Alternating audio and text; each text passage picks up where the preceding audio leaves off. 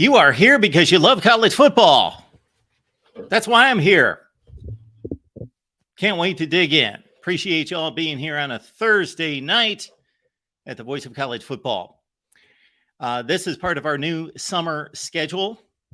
We will be here at least on Monday, on Wednesday, and on Friday night. Those are set shows. Monday at 6 o'clock Eastern Time, the Big Ten live show. Wednesday at 8 Eastern, taking your calls. And then Friday night at 10, taking your calls as well. But we will also do bonus live shows like we are doing tonight. We love college football because we love the tradition, the pageantry. We love all the hype and the hoopla and the anticipation. We love all that it brings, all the excitement and the debate. And this is one of the great debates. And of course, we love the play on the field, which leads us to this. We have disputed national championships here at the Voice of College Football for a long, long time. We believe that we should be thinking human beings. So just because a bunch of stodgy old writers in 1953 told us that they decided that so-and-so is the national champion, that doesn't necessarily mean that they made a knowledgeable, wise, and fair choice. That doesn't mean we have to validate their opinion. So what we are going to do is we are going to review the entire history of college football, at least going back to the beginning of the poll era in 1936. Maybe we'll venture before 1936. We'll see how it goes. And we are going to review every season of college football and review the national championship. And I am not here to decide who would have won a game between two teams. So I am not going to do that. I am not going to say, well, so-and-so would have beaten so-and-so, therefore they are the national champion. No. I'm not saying that's not a fun debate. I'm not saying that that's not a decent discussion to have, to try to measure up teams that could have taken the field last year or could have taken the field 100 years ago and try to determine who would have won a game. But that's not why I'm here. That's not why we are here. We are going to review the results, the strength of schedule, the resumes, and we are going to determine who earned a national championship. This, I guarantee, is going to bother a lot of people, but that's okay, because we are going to take away some national championships. We are going to award and switch out some national championships. We are going to add a number of national championships. Unfortunately, throughout the years in college football, we have not, on a fairly regular basis, had the right teams playing in postseason to determine the rightful national champion. So many years, it is only fair, it's only right, it's only equitable to award multiple national championships. For as much as I would have liked to have seen two particular teams or three or four teams play to determine the national champion, we should only have one national champion every season. But the results dictate otherwise. They dictate to us in the past that we cannot determine many seasons just one national champion. Again, that's a different exercise. If you want to play the role of the almighty God of college football and determine and decide who would have won a game that should have been played, then go right ahead. We are not doing that here. We are reviewing resumes and we're determining who should be awarded the national championship, whether that's one team, two teams, three teams, 8 teams, whatever the case might be. Now, that seems very black and white, and it is black and white to a large degree. But there is a gray area for a number of reasons. I don't need to detail them right now. We will encounter all those gray areas. What we're going to do is we're going to review all the playoff seasons, 2022 through 2014. And then I'm going to take your super chat comments and questions. I'm going to take your calls. So we're going to review the playoff era. We're going to go season by season. Then I'll take your comments and questions and also take your calls. We have left the link in the chat. The link is also in the description section of the video. So for one of the few times ever I have remembered, because I'm this excited, this hyped up, this is one of my favorite topics. So I have remembered to leave the link in the description section to call the show. But again, we're going to review the playoff era. It's obvious that we're going to have fewer disputes during the playoff era than at any other time. That's obvious. And again, we're going to take your calls, but we're going to review all the playoff years first. So just a warning there, if you call into the show, you may be waiting 45 minutes, an hour, 5 hours. I don't know. We're going to do this. We're going to do it right. We're going to do it for as long as it takes. And when I say this is our disputed national championship marathon, it's going to be a truncated marathon. So I'm not necessarily going to sit here for 48 hours and go through the history of college football. We'll be back tomorrow night. We'll see how far we get tonight. Playoff era first. Before we get going, I will let everyone know that we've got an Amazon link in the description section of all the videos. I would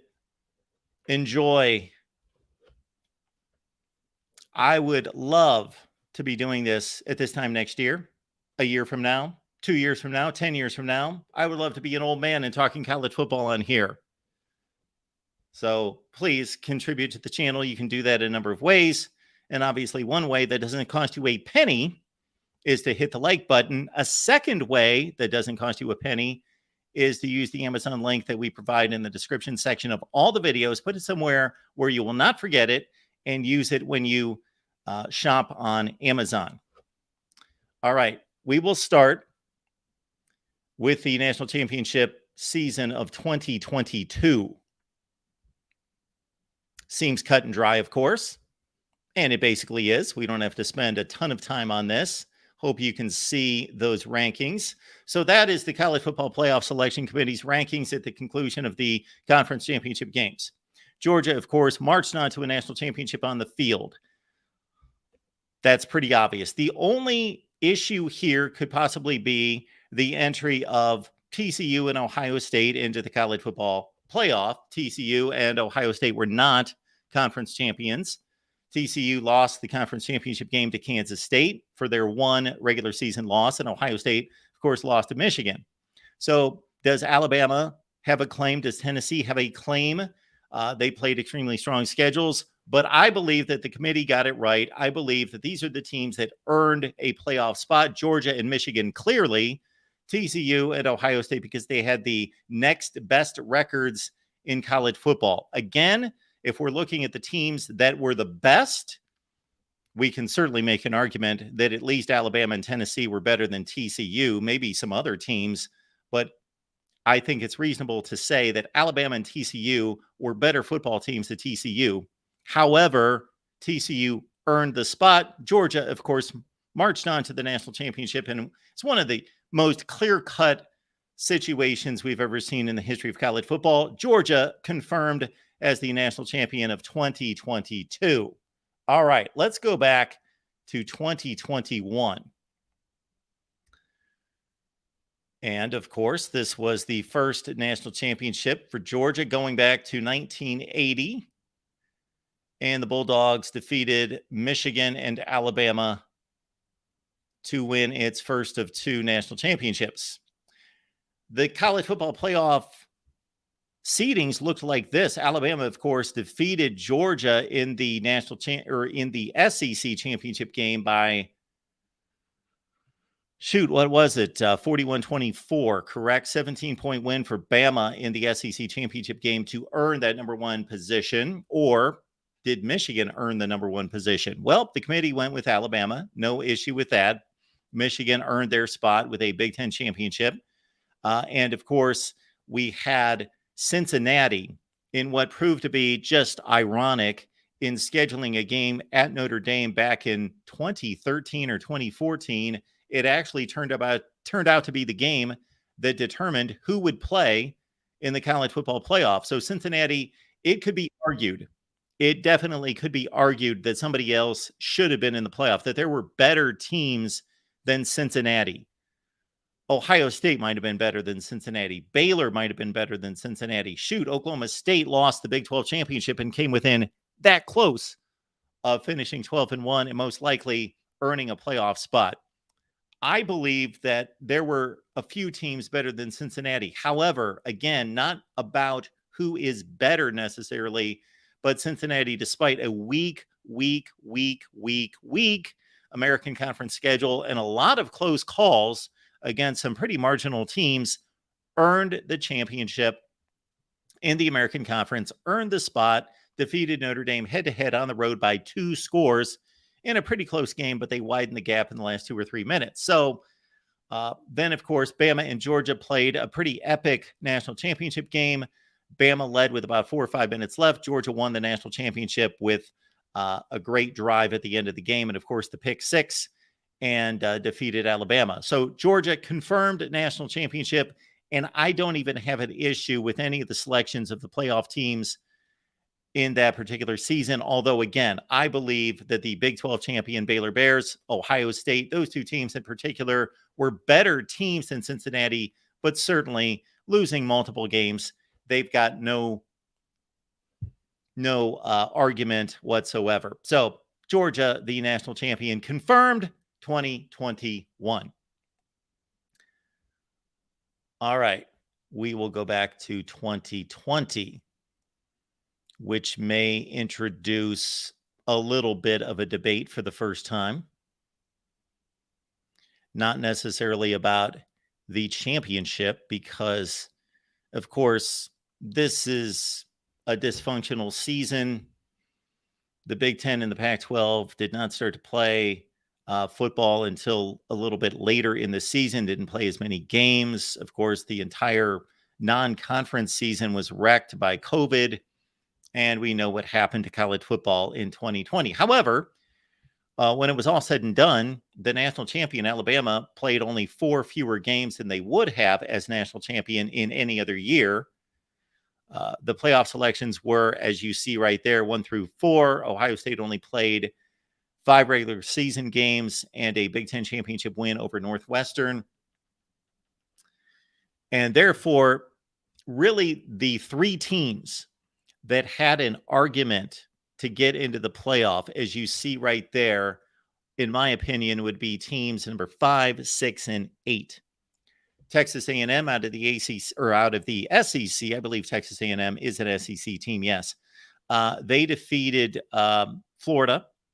That was their one big win on the season. They had the one loss. That was to Alabama by 4 touchdowns. Had the Aggies played closer in that game against the Tide, maybe they would have gotten the nod over Notre Dame. You also had Oklahoma. Despite losing 2 games, they were 2 games lost in the first 3 games of the season, and Oklahoma was a conference champion. Unlike Notre Dame, Oklahoma was a conference champion. So I believe that Oklahoma has that argument over Notre Dame with the conference championship, because that has been one of the tenets of the playoff era. Conference championships matter.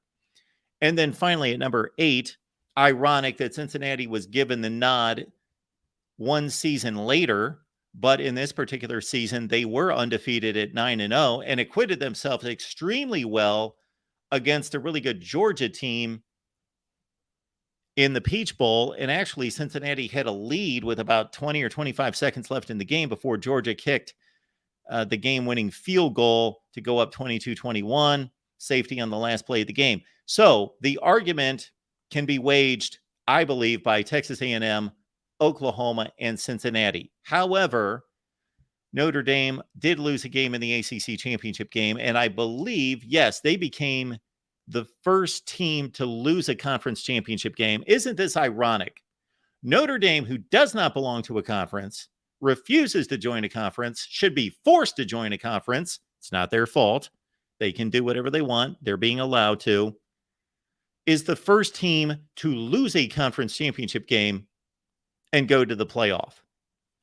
Of course, Notre Dame won its 10 games in the ACC during the regular season. So they swept the ACC in the regular season, won that game against a injury-riddled Clemson team in South Bend in overtime before Clemson came back with Trevor Lawrence and with its defensive starters in the ACC title game and whipped the Irish 34-10. So because of the Irish's 24-point loss in that game, a game that was a rematch with the starting quarterback, arguably the best quarterback in the country in the game, that's where I think Texas A&M has an argument, where Cincinnati has an argument, and even to an extent, Oklahoma, despite 2 losses, has an argument because of a conference championship over Notre Dame. I don't have a huge issue with it. And again, in the playoff, Alabama was by far the dominant team.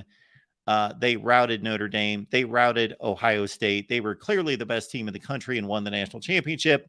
So we can argue playoff spots, but Alabama was clearly the best team in the country and won all of its games and destroyed the 2 playoff participants and is the national champion confirmed for 2020.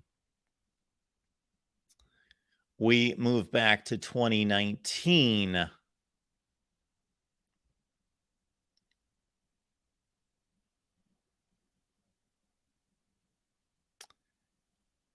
All right. So 2019 was a interesting situation in which we had LSU, Ohio State, and Clemson all earned a playoff spot, clearly undefeated conference champions. Now, Oklahoma earned that 4th spot as being a conference champion with just 1 loss. Was Oklahoma one of the 4 best teams in the country? Going into the playoff, I thought no. And as it turned out, no. So Alabama, you don't even see Alabama on this list. Alabama going into the playoff was number 13 at 10-2. Alabama was one of the unlucky teams that had to face one of the great teams of all time in LSU. It was a classic game in Tuscaloosa. They lost 46-41. And then they lost the Iron Bowl to Auburn 48-45. Mac Jones threw 2 pick sixes. So if Alabama had not been upset in the Iron Bowl and would have finished the regular season at 10-1, then maybe you've got a situation where Alabama would have been awarded the 4th spot over Oklahoma despite not winning a conference championship because, of course, Alabama was in a similar situation in 2017, and the playoff committee opted for Bama over other conference champions, but those conference champions had 2 losses. So here's another situation where I believe clearly Alabama in particular, and even maybe some other teams, Georgia, who lost the SEC championship game to LSU, that almost shouldn't have counted as a loss that particular year. But Georgia, had they played close, that would have been an interesting call. A Georgia, let's say, 1-score loser to LSU in the SEC championship game against Oklahoma probably would have been selected by the playoff committee, but they got blown out, I believe, 42-10. Was that the final score of the SEC championship game in 19? That comes to mind. 34-10, something like that. And so Oklahoma earned the spot. Conference championship, 1 loss. They earned the spot, but there were better teams. And of course, LSU marched on to the national championship. We had a controversial game between Ohio State and Clemson, but LSU was dominant in the first game against Oklahoma. And when I say dominant, I mean they crushed Oklahoma. And then, of course, they were clearly the better team against Clemson, although it was a close game at 28-25 at one point. They marched on to the national championship. So LSU was confirmed 2019 without a doubt. Of course, again, we're going to take your calls. We've left the link in the chat. We've also left the link in the description section. However, we will take it after we get through all the playoff years. And also, if you want me to respond to your comments and questions, just leave us a super chat and we will get to those. All right. On to 2018. And again, we will have a little bit of controversy.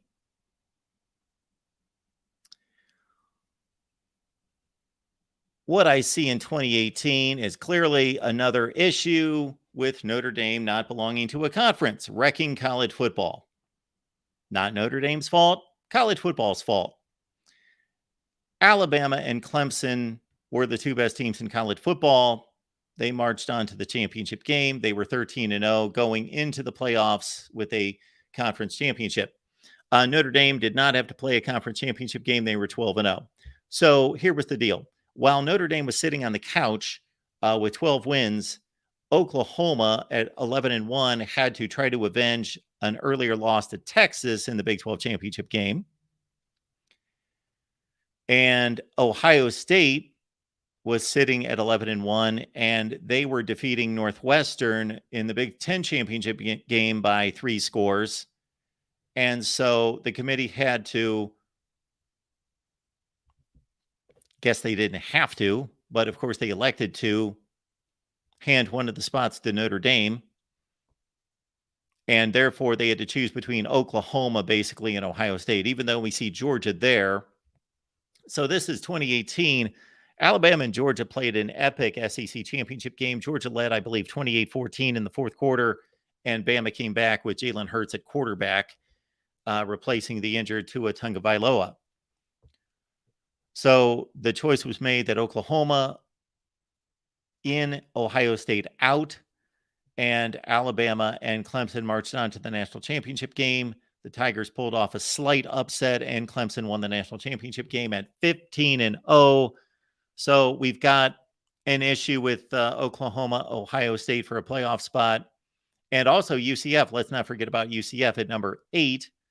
Ironic that UCF, the season before, of course, was left out of the playoff despite a similar undefeated record, American Conference Championship.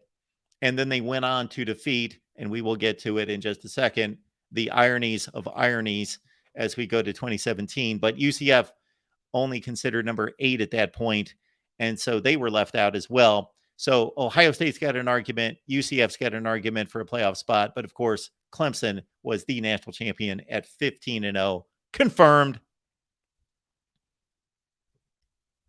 So when we display this, at the conclusion of all of this, we are going to right the wrongs of college football.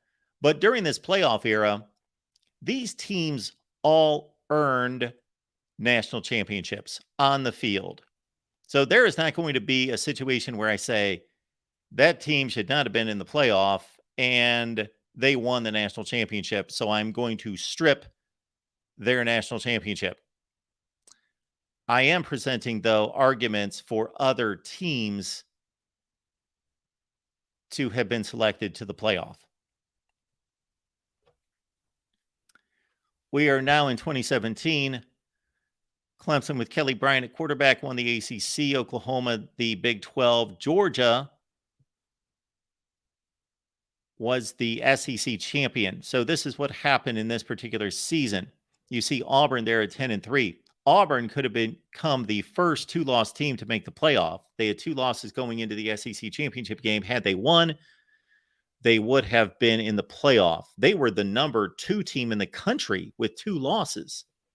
They had defeated then number 1 Georgia and defeated then number 1 Alabama. However, Georgia clubbed Auburn by 3 touchdowns in the SEC title game.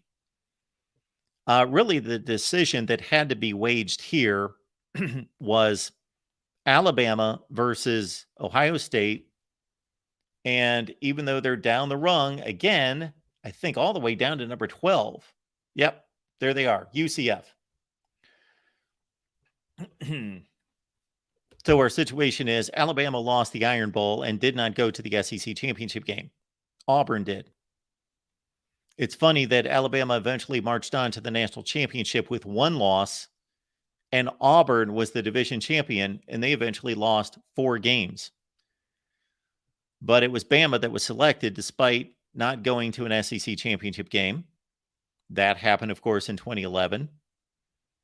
So if you compare Alabama and Ohio State, and when we go to our conversation portion of this and we take calls and we take your comments and questions, then we'll dive into schedules. We can dive into schedules when we do that. But as it stands right now, Again, the committee went with the 1-loss team over the 2-loss team. Ohio State might have made it had they played a better game at Iowa City, but they got annihilated by the Hawkeyes by 31 points. So despite winning a Big Ten championship, Ohio State left out. Wisconsin, of course, could have knocked out Alabama. So Alabama should thank Ohio State and Urban Meyer for leading the way to make the championship game or making the playoff at all, because Ohio State had to defeat a 12-0 Wisconsin team in the Big Ten championship game. Otherwise, the Badgers at 13-0 would have skyrocketed up into the top 4, maybe at whatever place. They would have made the top 4, certainly. And again, UCF undefeated at 12-0. They have their argument, of course, not playing nearly the schedule that the other teams do, being in the American Conference. I don't recall exactly who they beat non-conference that season. It was a decent team. You know what? I think in 2018, they defeated Pitt, who played in the ACC championship game. And this particular season, I think their big non-conference win was Georgia Tech, I believe. And so that was the issue with this season. Bama marched on, won the national championship. So Bama confirmed as the national champion. However, did not win their conference, could have been left out of the playoff. Ohio State with an argument. Shoot, Wisconsin had an argument. They lost the Big Ten championship game. Well, Alabama didn't even go to the conference championship game. So Wisconsin played a pretty weak schedule that year, but still Power 5, Big Ten, got to the championship game, only lost by 1 score in a game that Alabama did not even have to play. So in my eyes, nobody considers Wisconsin in this debate, but I do, because I just stated why. So the argument can be made by Ohio State, Wisconsin, and UCF that they should have been in the playoff. There's no other team on the board that won a conference championship. Hang on just a second. Who won the Pac-12? USC won the Pac-12. And so USC had a claim too. USC had a claim as well. 2-loss conference championship.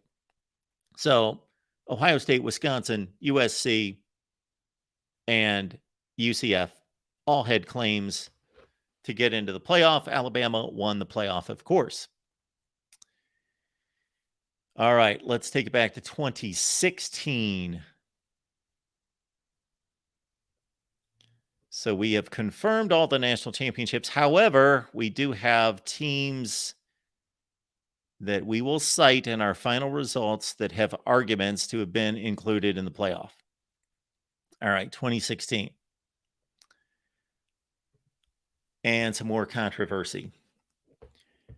Bama and Clemson met in the national championship, and Clemson won an epic game. Deshaun Watson, of course, Hunter Renfrow. Ohio State became the first team to not win a conference and be selected to the playoff.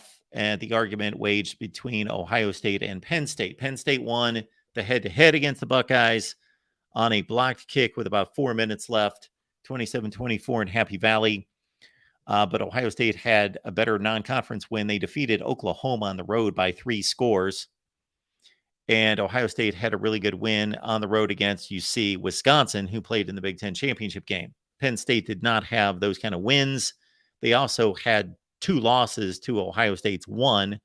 So I can go either way on this. At the time, I argued that Penn State should have been selected to the playoff because they were the Big Ten champion, number 1. And number 2, they defeated Ohio State head-to-head. Makes perfect sense, I believe. And I would still lean heavily Penn State. But I do understand the selection of Ohio State because better record, better wins, better non-conference wins, and did not get annihilated like Penn State did, 49-10 against Michigan. And also Penn State lost to a pretty marginal Pitt team. So that was pretty much the controversy there. I don't see anybody else who had an argument.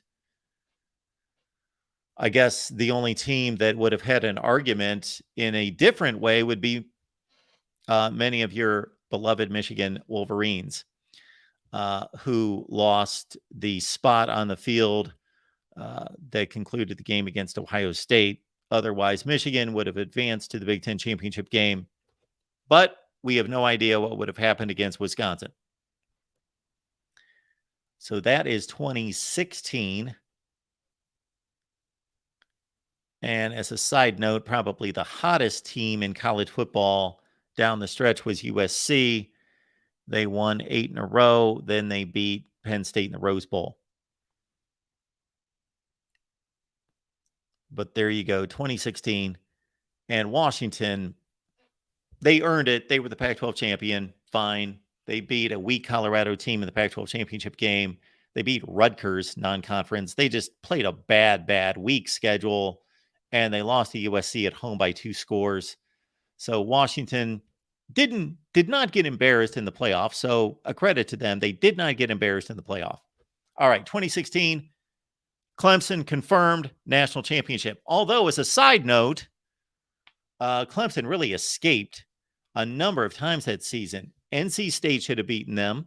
Had they made a field goal near the end of regulation, they would have won. They were kicking a game-winning field goal at Clemson, and if NC State would have made a 35-yard field goal, Clemson would have had a second loss and never made the playoff. And they also had, 2016. Yeah, that was the Virginia Tech ACC championship game. I thought there was another close call for Clemson. I think there was against somebody like Troy, non-conference. All right, but Clemson confirmed national championship. Again, Penn State had an argument for the playoff. We would discount Oklahoma's argument for a playoff, obviously, because they got blown out by Ohio State, and they also did not play a Big 12 championship game, even though they were the Big 12 champions. All right, let's back it up to 2015. A clear-cut situation, although there were a lot of crazy things that happened that led to the conclusion. So in 2015,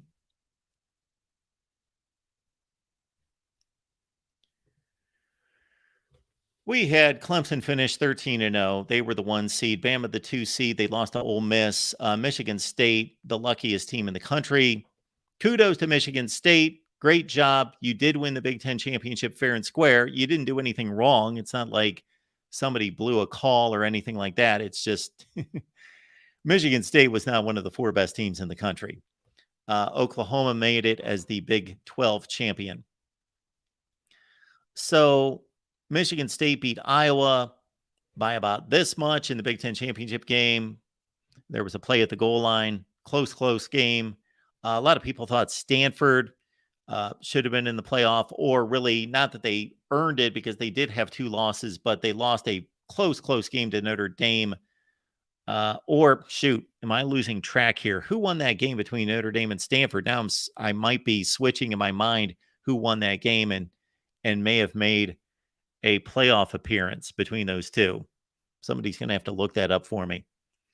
But of course, Iowa was 12-0. They were playing for a playoff spot. They lost at the goal line in the final seconds on a LJ Scott touchdown. The best team outside of Alabama and Clemson, and maybe the best team in the country, was the defending national champion Ohio State team. If you know your college football history and what ensued that year, it was just a crazy number of situations that vaulted Alabama into the playoff and kept Ohio State out of the playoff. If you've not seen the play the overtime play, the Hunter Henry flip behind his head, over his head on the 4th and 25 play in overtime that saved Arkansas. And why is that important? Not because Arkansas was any good, but Arkansas defeated Ole Miss in that game. So Ole Miss was about to beat Arkansas. It was in overtime. Final score was 52-51. Arkansas is down to like a 4th and 25 play in overtime. They throw a pass to Hunter Henry. He's going out of bounds. So he's going to go out of bounds well in front of the first down. So the game would be over. He throws the ball over his head. The ball goes into a scrum. I believe it was Alex Collins that came out of the pack with the ball, and he runs for the game-winning touchdown. Okay, why did that matter? Well, that gave Ole Miss a second conference loss. Ole Miss beat Alabama head-to-head. If Ole Miss would have won that game, they would have gone to the SEC championship game. Alabama would have stayed home, and Ole Miss may have made the playoff. But Alabama may have missed the playoff as a non-champion. Meanwhile, at the Big House, of course, Michigan was just about to beat Michigan State. They were lining up for a punt with about 10 seconds left in the game. They did not even have to punt the ball. All they had to do is secure the ball. So the punter muffs the catch and flips the ball up in the air. Michigan State catches it on the fly and runs for the game-winning touchdown, one of the craziest plays in the history of college football. And what that did was that kept Michigan State from losing a second game. So even though Michigan State defeated Ohio State on a last-second walk-off field goal, Michigan State would not have gone to the Big Ten championship game. Ohio State would have gone, most likely defeated Iowa and gone to the playoff. However, that would be second Michigan State loss that they pulled out of their rear end. That ushered Michigan State into the playoff, and Michigan State, they got annihilated by Alabama.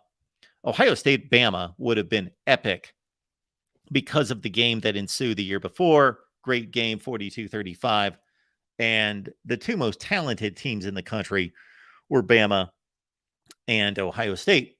Clemson was the 1 seed. Deshaun Watson kept them in the championship game. Bama won it. So Bama confirmed as the national champion, no doubt, of 2015. And in terms of an argument, really nobody has an argument. Although in ensuing years, the playoff committee would use the term, we select the best team. Well, if they were going to select the best team, they would have put Ohio State into the playoff. They didn't earn it, but they would have put them in the playoff. Michigan State earned it as the Big Ten champion. So not the 4 best teams, but Alabama certainly earned the championship. No doubt about that. Bama 2015 confirmed. Now let's go back to the first year of the playoff. And again, I will take your calls after we review 2014 and take your super chat comments and questions. 2014. And when I take your comments and questions and your calls, we can dig a little bit deeper into, and this is going to be more of a factor when we get into the BCS era and certainly into the poll era in comparing schedules, in looking at schedules and who beat whom, because there was no playoff. All right, on to 2014, the inaugural college football playoff. So there are the 4 that made it. Who had an argument? Well, of course, Baylor and TCU. They tied for the Big 12 championship. There was no conference championship game. Therefore, the Big 12 had co-champions, and the Big 12, as it was run at the time, screwed up again. The Big 12, for a period of time, was not run very well. And this is one prime example. There's a college football playoff starting, and you did not determine a way to distinguish a champion, one champion, knowing you're not going to get 2 teams in the playoff. You can't have a co-championship, you morons. You need to determine who's the champion. Well, the Big 12 did not do that. So they didn't have a champion. They had 2 champions. So who do you select? Baylor beat TCU 61-58. So I guess Baylor is the head-to-head winner of the Big 12 in a sense, but the Big 12 did not determine a champion. Many people who argue for the Big 12 argue on TCU's side. I think much of that has to do with TCU just annihilating Ole Miss in the Peach Bowl and Baylor losing the Cotton Bowl to Michigan State 42-41 in a great comeback by Connor Cook and company. So in our final determination, when we list everything out, we'll post a video where we will confirm and basically revise all the national championship seasons. And in the playoff era, we will certainly note the teams that have an argument who have made the playoff, even though we're not changing any national championships, that both Baylor and TCU had an argument to make the college football playoff. And the only team that has an argument that they definitely made it is Florida State, because they were undefeated. So that is 2014. All right. We will take your comments and questions. We will take your calls as well. Before we get to the calls, we've got a question coming in from, I don't know, James.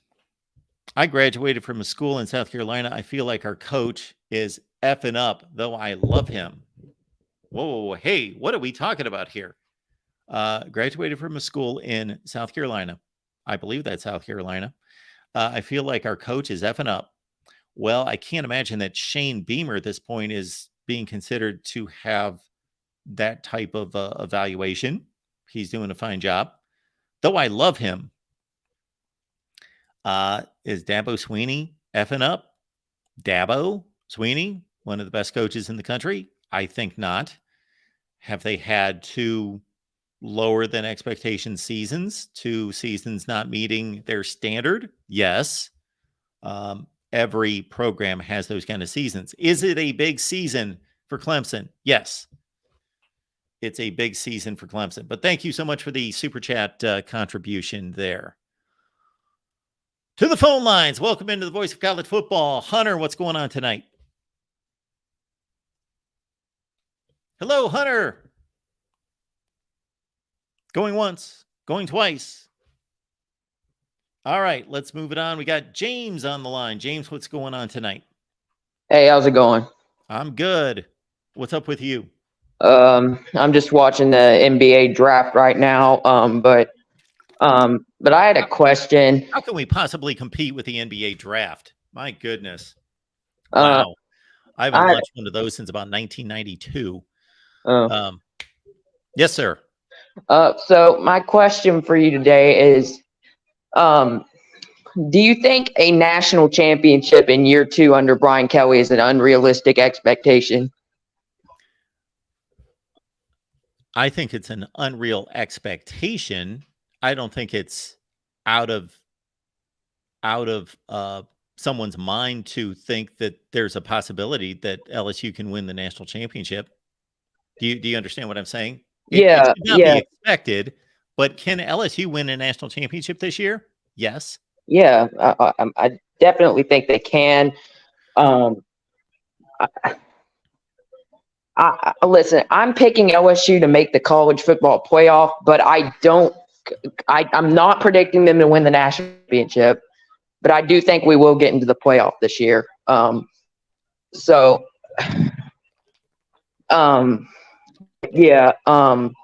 you have an estimation on how that's going to be accomplished? Are they going to win the SEC? Well, my prediction as of now is I think how Ohio State got in last year. They would be going 11-1 and not in dodging their conference championship game. Yeah. I think LSU might do something similar this year. Okay. So I think we'll make the playoff, but I don't quite think we'll win the Natty. But what are the games that you're most concerned with? Well, obviously on the road at Alabama is going to be tough. Yep. And Florida State in week 1, again, I'm picking us to win that game, but I think the most likely loss is on the road at Alabama.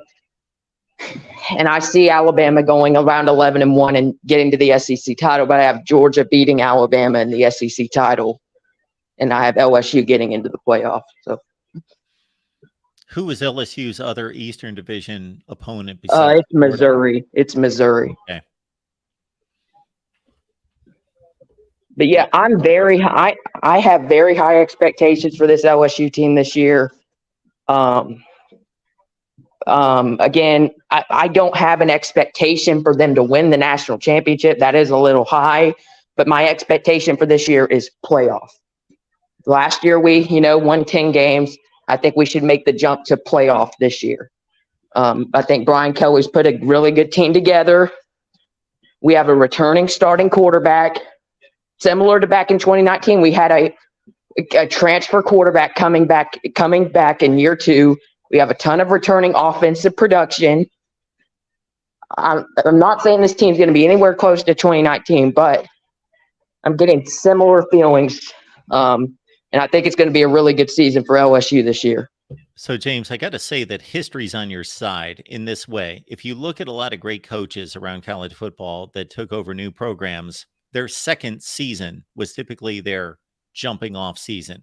Pete Carroll, Bob Stoops, Urban Meyer all come to mind. And others. Nick Saban. Yeah.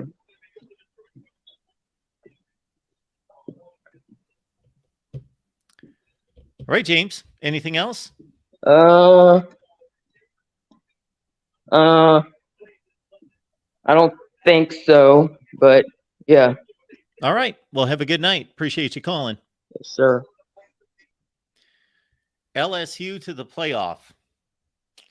I think that the odds are against them, but I don't necessarily think that that's a wild expectation to have. I think that they will certainly have to be much better, because even though, as James cites, that they, yes, Porter, Kirby Smart, yes. How could I forget? I wasn't trying to come up with an exhaustive list, but yes, Kirby Smart in his second season did pretty well. Yes, should have been a national champion. LSU, in addition to winning 10 games, did lose 4 games. They were outplayed clearly by Florida State. They could have won the game. They could have stolen it late. But they certainly were outplayed against Florida State. They lost to a talented but bad Texas A&M team. They got drubbed by Tennessee. They got drubbed by Bama, or Georgia, of course, in the championship game. All right, let's keep it rolling here at the Voice of College Football. Our guy Randy's on the line. Randy, how you doing? Oh, hello. I kind of caught me off guard there. I'm doing good this evening. How's everybody else? I am doing just fine. Good to see you. How's it going? Thank you. Things are okay. I was working on some stuff, looked up from my editing and saw that you were live, and so I got here a little late. So we're talking about 2014, and I heard the caller about LSU, which is why I decided to call in. But what did I miss off the top? Did you already run through 22 back to 14? Is that what happened? Yeah. So if you saw the title to the live stream, we are reviewing all of college football history. So yes, we have gone through the entire playoff era. Okay, sorry. Thanks for catching me up. But yeah, the reason I was calling in was just about the previous caller there about LSU, and I think your response was right on. I think LSU can win the national title this year. I don't see them backing into the playoff necessarily. I just don't know that the scenario is going to play out that way, given that they did lose 4 last year. They should be improved. But can they? Yeah, I think they can. They have the potential. But my big thing this entire spring, and I've talked about this a lot, is I waffle back and forth between who I think is going to win the West, who is my favorite. And depends on the week. One week it is LSU, the next week it's Alabama. I really haven't given much consideration to the other schools out there. This week, and for maybe the last week and a half, I've been trending toward Alabama, primarily because of what the previous caller mentioned, which was LSU has to go to Tuscaloosa. And that's just a very difficult place to play. So just on that alone, even with Alabama's questions at the quarterback position, I think that the rest of what Alabama is, what makes them Alabama, is going to be enough to best LSU at home. So I would probably say that, yeah, Alabama is going to make it to Atlanta. I don't really see a scenario where LSU backs in, but that's why they play the game. Isn't LSU the last team to win in Tuscaloosa in 2019? Bama went undefeated in 2020. In 21, their loss was at Texas A&M, and then last season they lost, both games on the road. So that's the last time they lost at home was to LSU. And they're going to be looking for Daniels to take a step forward this year at quarterback. They certainly have players at wide receiver. We all know that they have some talented players on defense as well. Again, the edge here for me is simply the home field advantage in that matchup. That's all. I like I said, I keep going back and forth. If you ask me next time, I might be back on LSU. I don't have to make a declaration just yet, so I'm holding off. If one of those two quarterbacks, whoever wins the job at Alabama, turns out to be a top-notch quarterback, then I will be amazed. I won't be shocked because it's Alabama that they figured it out and that they coached up the player and that they figured out the right scheme and the right plays to call to make him look good. But man, based on Milroe and Buckner's track record, it looks like a huge decline in Alabama quarterbacking. Well, that's certainly how it appears. So my thing about Buckner, there's no guarantee he's going to be the guy. People thought about that, plug and play when he transferred in. I just don't see it that way. I really think they're still going to play it out and see who, gives them the best chance to win. And would you say that Buckner is, because I didn't watch Notre Dame a lot last year. Frankly, half the time I forget that they're playing because of that odd start time on NBC. So Buckner, would you classify him as a mobile guy or a pocket guy? Oh, he's mobile. Okay. So mobile like Milroe mobile? I doubt if he has, maybe I'm stereotyping, the straight line speed. I don't know. He's mobile. He's a I don't know if I want to call him a run first quarterback, but yeah, he's a mobile guy.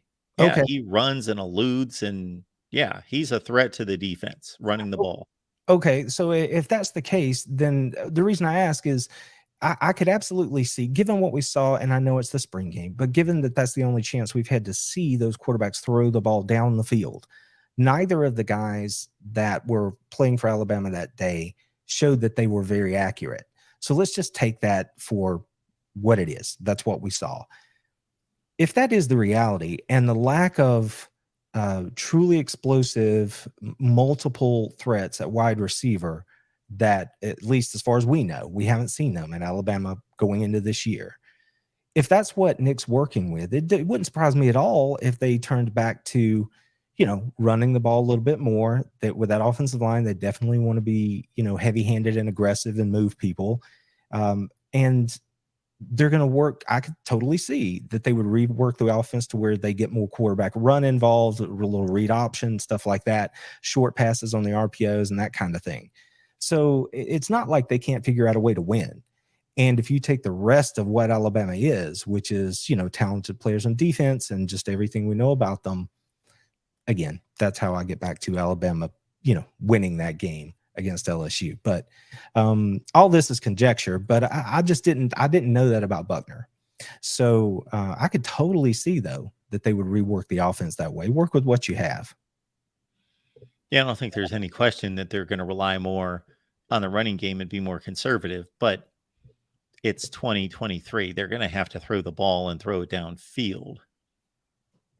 You would expect there's going to be a game, yeah, for sure. And if you do make the playoffs, then absolutely you have to be able to put points on the board. And can you grind it out and play the level of defense necessary?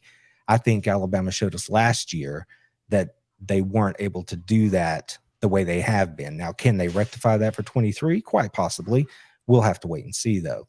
But even when I look at the defensive side of the ball, I mean, they have a potential All-American in McKinstry. They have the young man who was opposite Anderson last year. His name escapes me. Dallas maybe is his last name. Oh my goodness. I went to sleep too. Battle. Battle. Yeah. Help The us other out, edge. folks. Yeah, I'm the other blanking. edge. I can't think of his Yes. name. Yeah. I can't think of his name either. But I can name two guys is my point, right? So we know they have some Good players. Lord. I hate when I can't think of a name. Number Anyway, 15. go ahead. Yeah, number 15. I want to say Dallas for some reason. That doesn't sound right. But the point is, we know they're going to be good, but are they going to be championship level?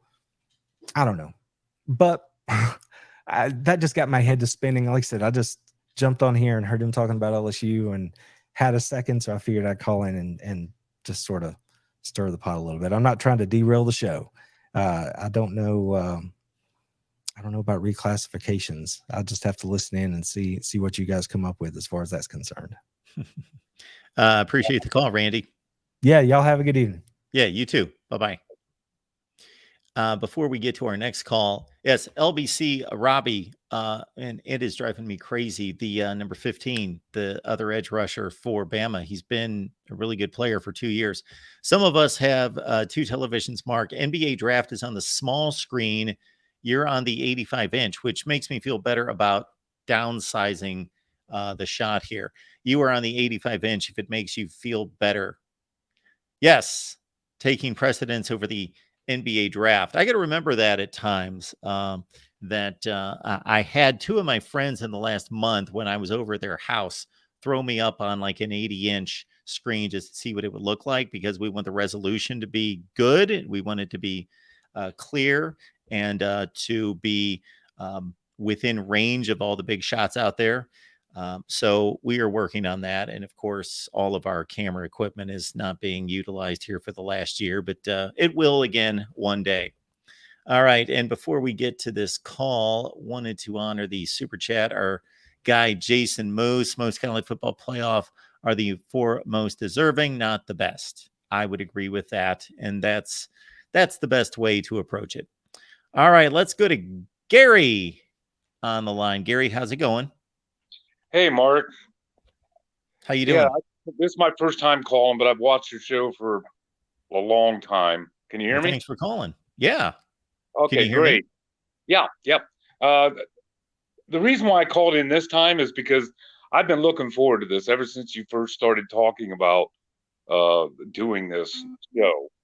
And the reason why is because there have been so many times in the past where we had a number of teams who had arguments for the championship, to be the title winners.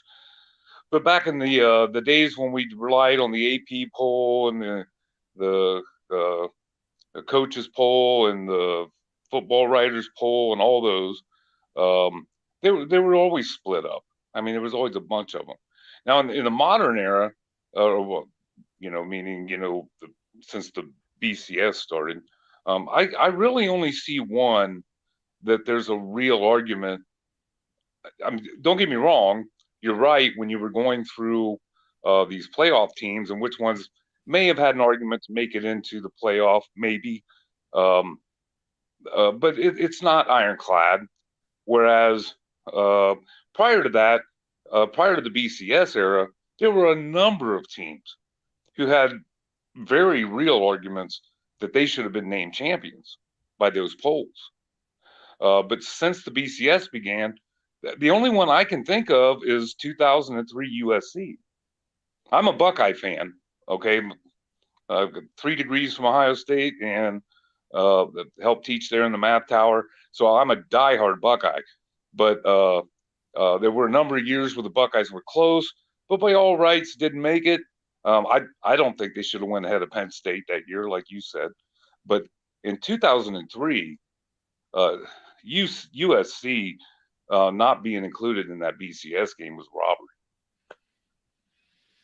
Yeah, I totally agree, and we will get to that, of course. We're just kind of sticking to the playoff era right now, and of course, this is going to get much more interesting as we go back in time. This, I'm just doing this out of just to make sure, we're following protocol and we're getting our bookkeeping in line, doing every season. But yes, this is going to be more interesting in the BCS era than even more when we go back to the poll era.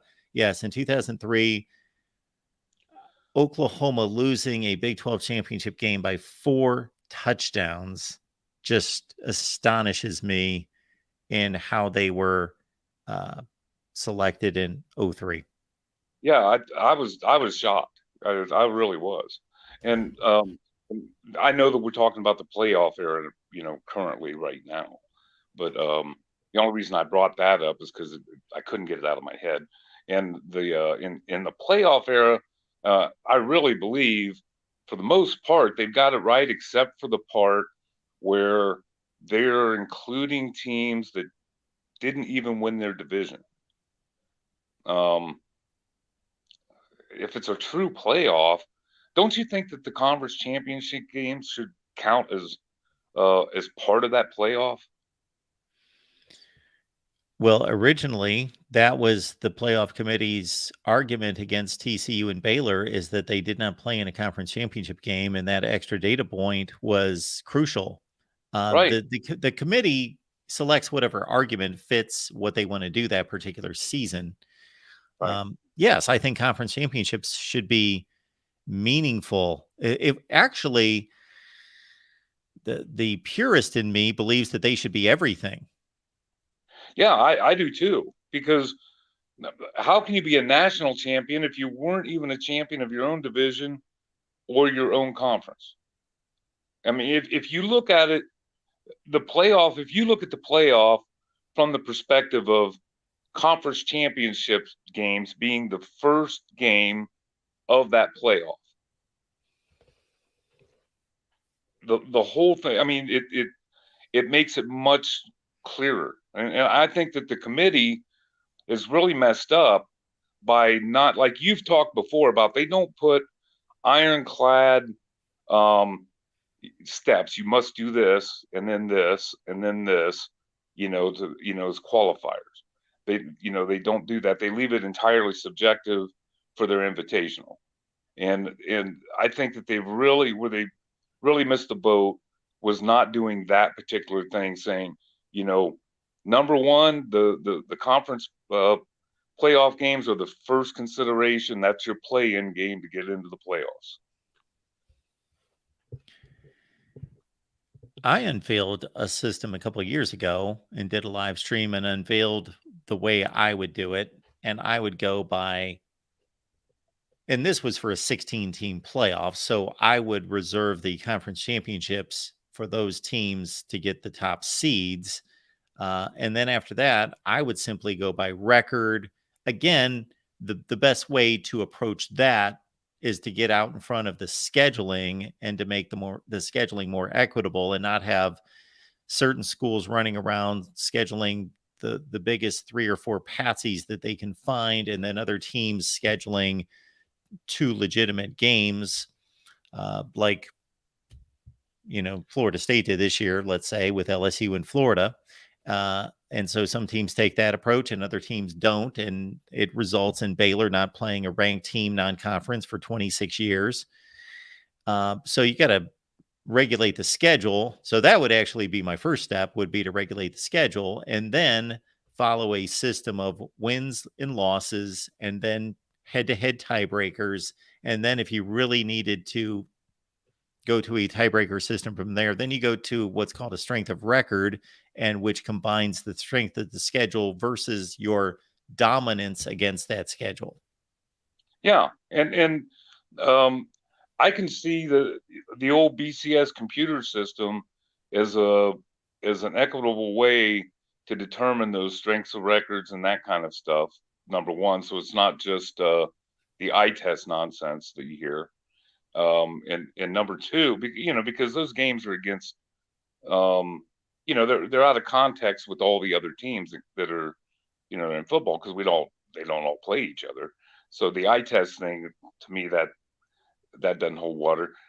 So I think they're better off if they was to do something like that they would use like the BCS computer model determine those rankings by strength of schedule and so on.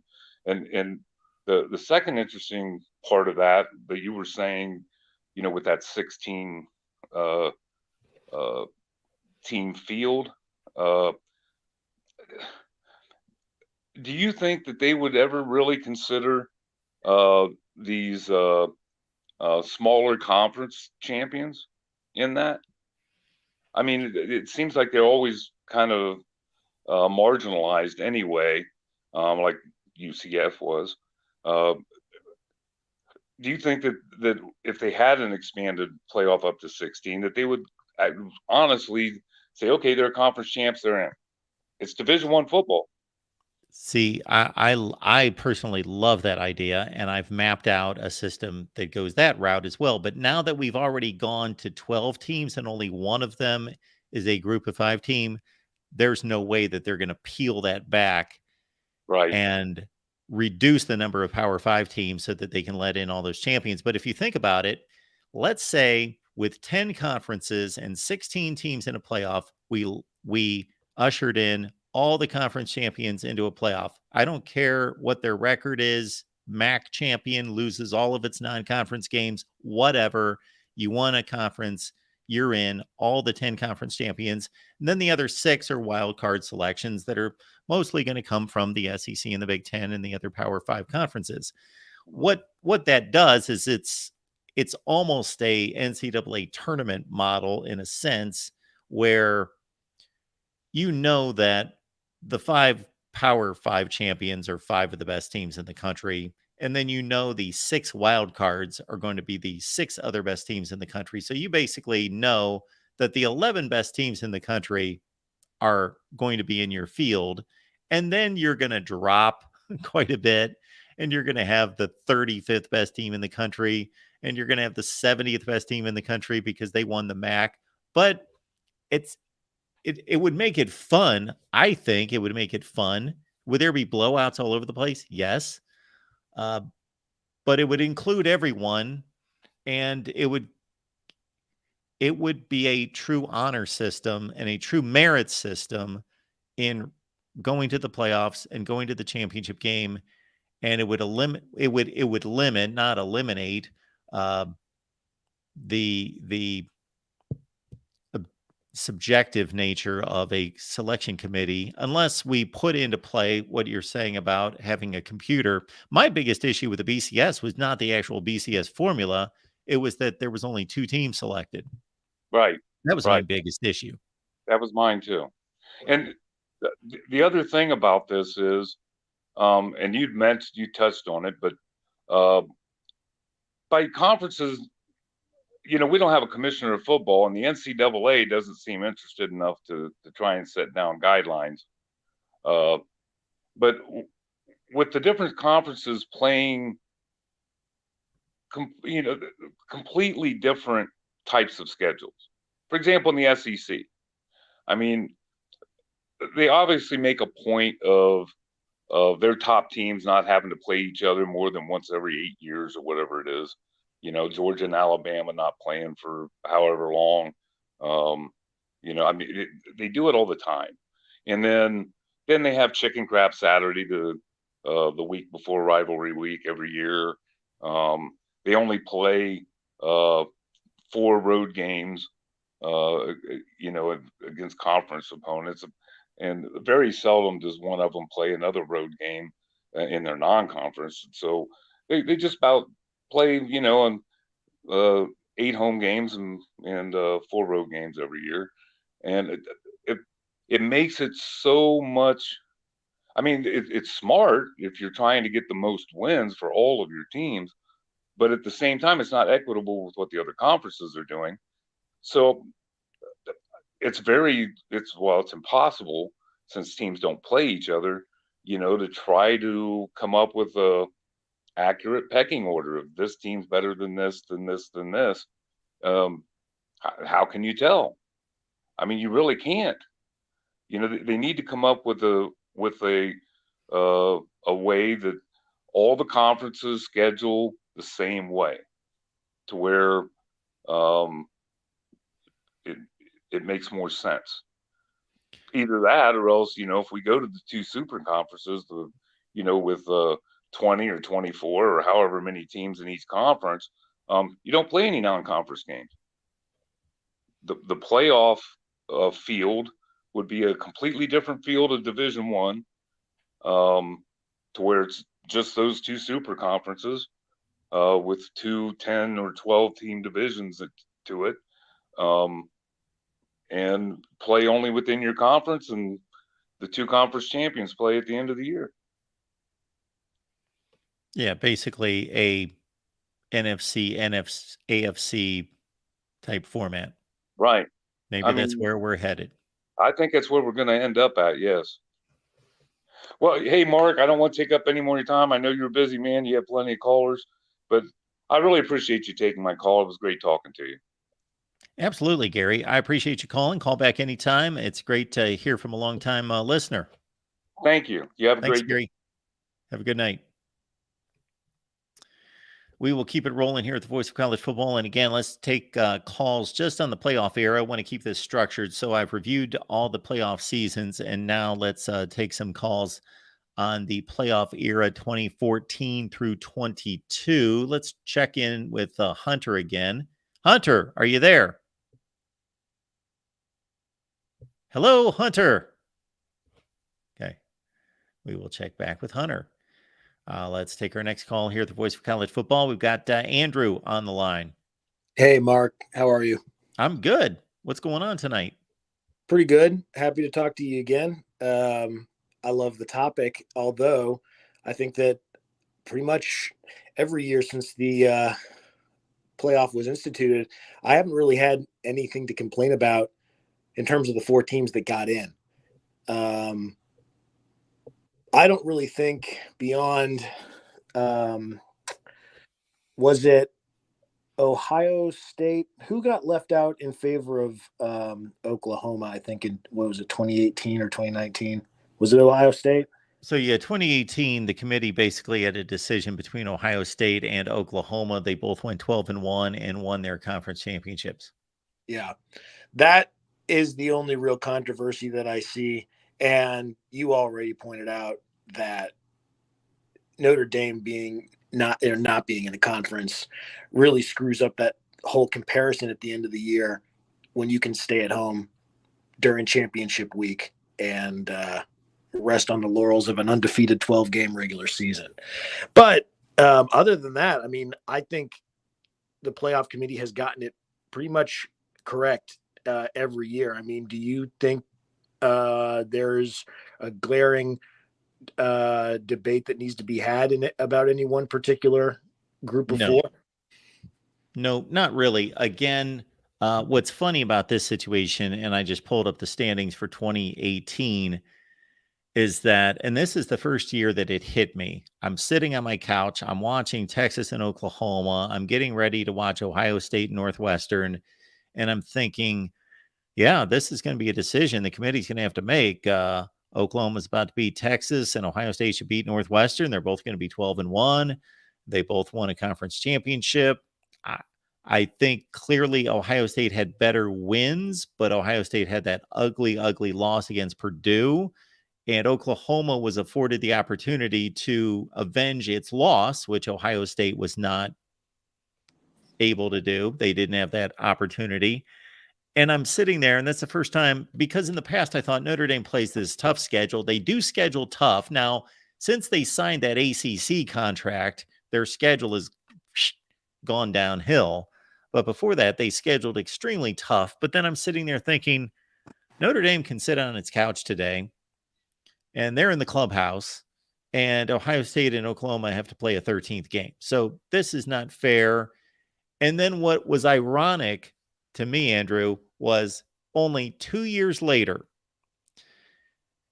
that Clemson Notre Dame game that was such a debacle, 30-3, that 2 years later, that game's being played in the ACC championship game.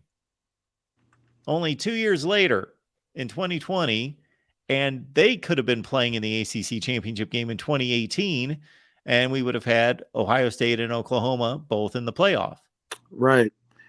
And I think that there is something to be said about teams that go to a conference championship game, play, and then lose over teams that don't have to play in their conference championship game. I don't exactly know where to draw the line though, because it's very much, I think, a subjective Yeah. evaluation, because you have a team that plays a 13th game, and whatever the outcome of that game is, you're comparing them against a team that didn't play a 13th game, didn't go up against another division champ, and get Definitely. So for me, it's almost how well did they play in that game? Of course, if they won the game, then it's null and void. But if they lose the game, to your point, how well did they play? Wisconsin in 2017, they were 13-0, and Alabama gets the playoff spot at 11-1, sitting at home. Then Wisconsin loses to Ohio State in the Big Ten championship game by 6 points, and they missed the playoff. Yeah, I don't agree with that at all. It doesn't help that in that year Alabama went on to win it, but they still, the games have to, I mean, the regular season competition in college football more than any sport matters. A loss means more because the season is so short and there's very little time to make up for any mistakes or slip ups. But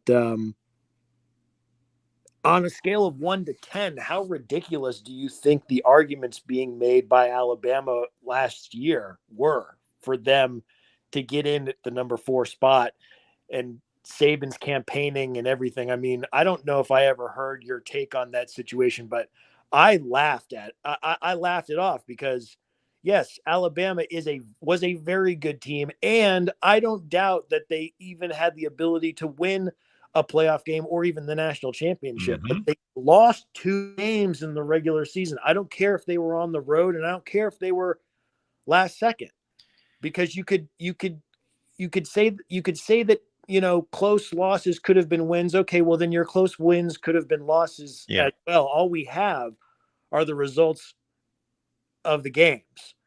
And I think the guy that was trying to come on right before you picked me up is an Alabama fan. I was just wondering if that was going to be his take for this topic, but I don't know.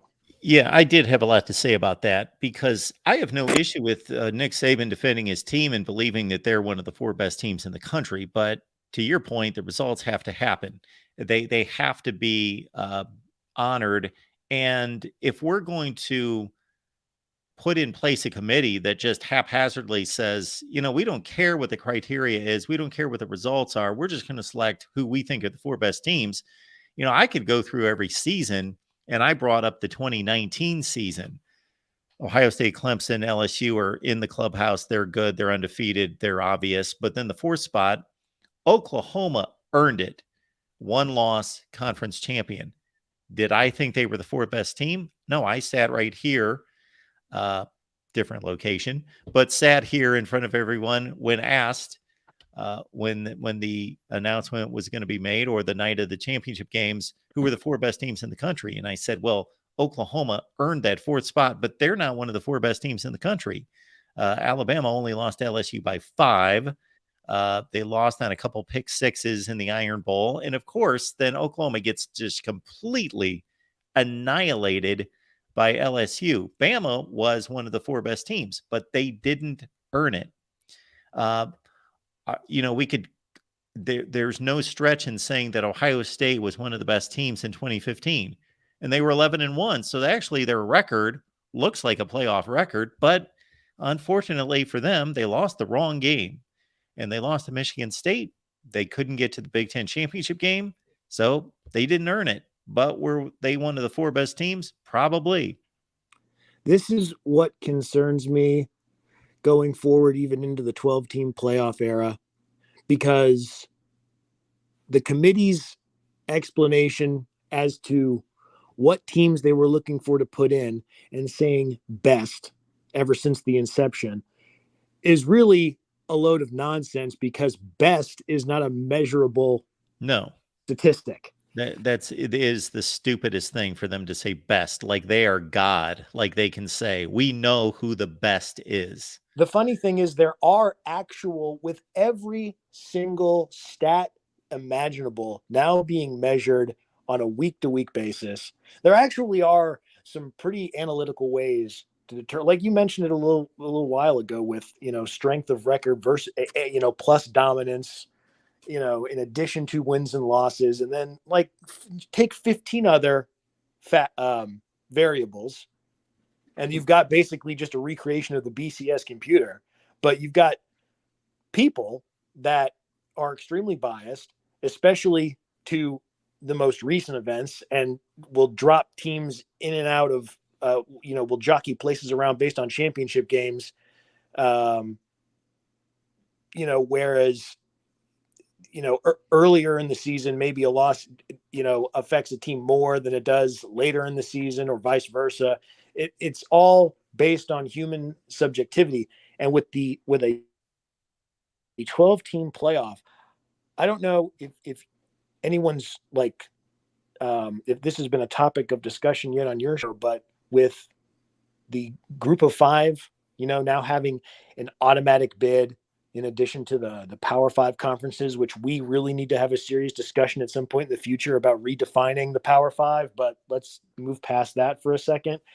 There is not going to be, in this new format, any chance for a group of five team, in my estimation, to win a national championship, because every group of five team that makes it to the playoff is going to have to win, or going to have to play 17 games.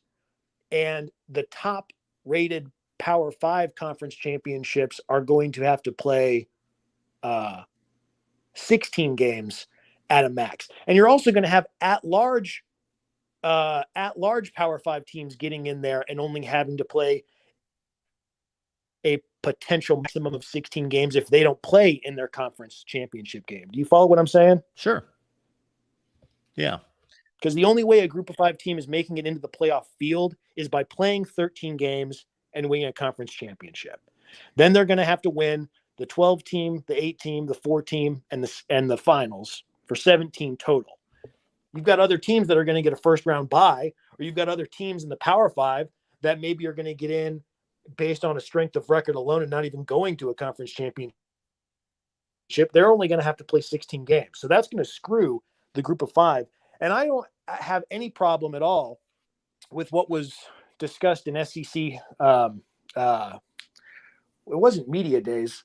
It was before the schedule release. Yeah, 3 the weeks, SEC 4 weeks coaches ago. meetings.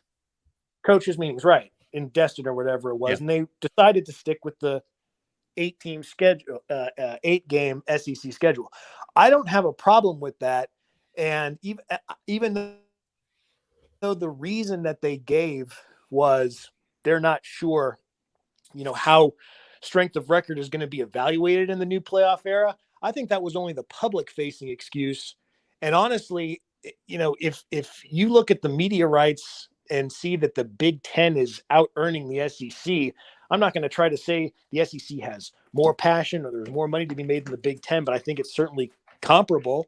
And so when you're $16 million a year per institution behind, and I think there's going to be a period of renegotiation at some point with Texas and Oklahoma joining before the contract expires in 2034. But why would you add a 9-game for every team to the schedule for free? Because it's what the fans want, when you know that you can sell an extra 8 SEC games to whatever network may be willing to pay for them with the addition of 2 new schools. That's what I think the real reason is. I think that it sounds good to say we don't know how strength of record is going to be evaluated, but they don't want to add a 9th game to the schedule for free. Yeah, we talked about that on here a number of times since that we did a full 3 or 4 hours after that schedule came out, and it's pretty clear to see that there was infighting among SEC schools as to 8 or 9 games. But I think the bigger factor is exactly what you're talking about, and that's that their television partner ESPN wants 9 games. And the SEC doesn't have to give them 9 games at this point. and they can renegotiate. Number one, number two, they can, again, there may be a factor there about trying to get more teams into postseason play with only 8 games, meaning boosting overall records for a couple Right. teams in the conference. Right. I mean,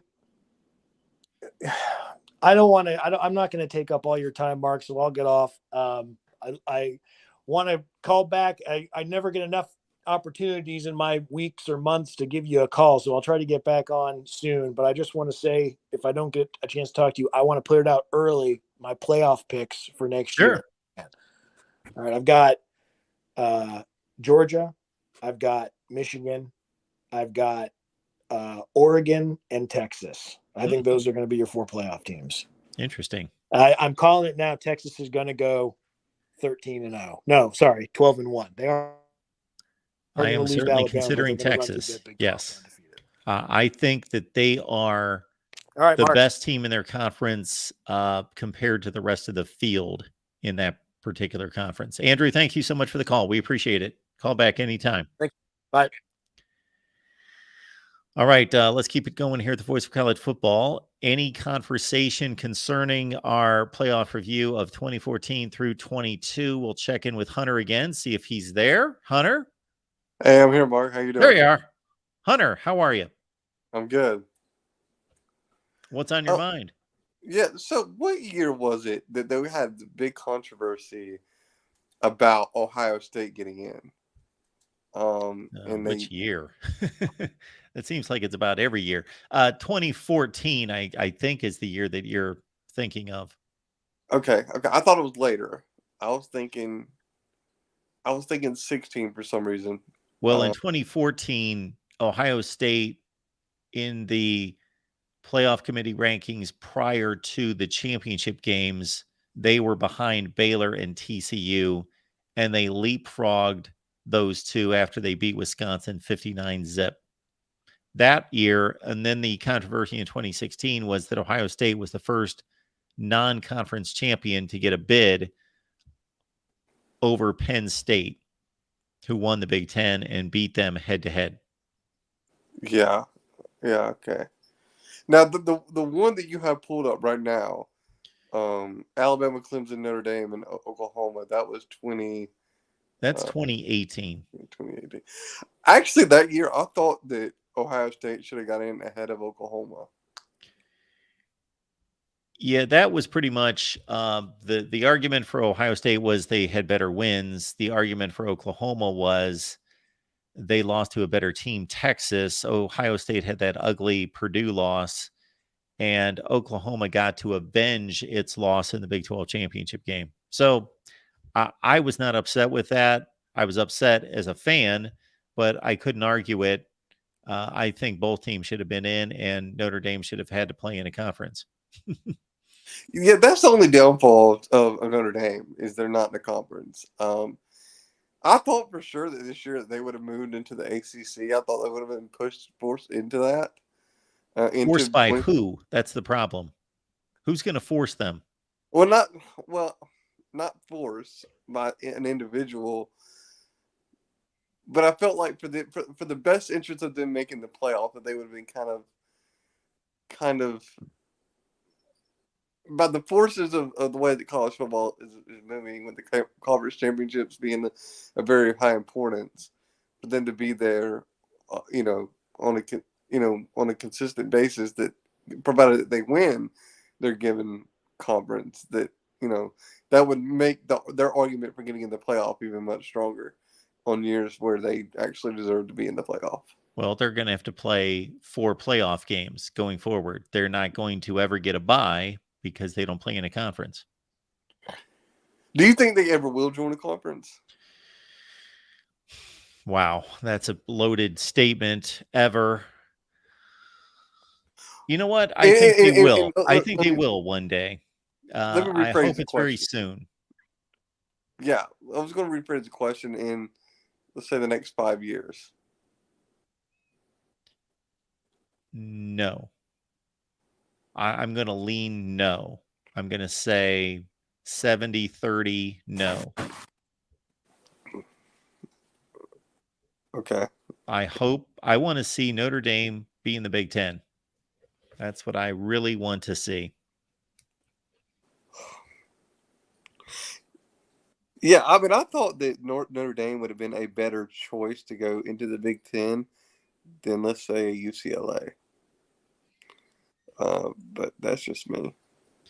Well, Notre Dame doesn't want to join a conference. The Big Yeah, Ten wants Notre Dame to be in the conference. yeah. Some Is there anybody in the Big Ten that you could say you could live without? Oh, I could give you a long list of teams I could live without in the Big Ten. Before I answer that, I think there's going to be about 3 different ways that Notre Dame is going to be forced to get into a conference. Number one would be if college football organizes and selects a committee or a commissioner, and they would make the decision then that everyone has to join a conference or be um, ousted, basically. The other one would be if the money continues to go in the direction that it is, that Notre Dame will see the money difference and either determine that they can't compete or that it's just doesn't make sense that if they're going to earn $25 million a year and teams in the Big Ten and the SEC are going to earn $80 and $90 million a year, that they better join a conference.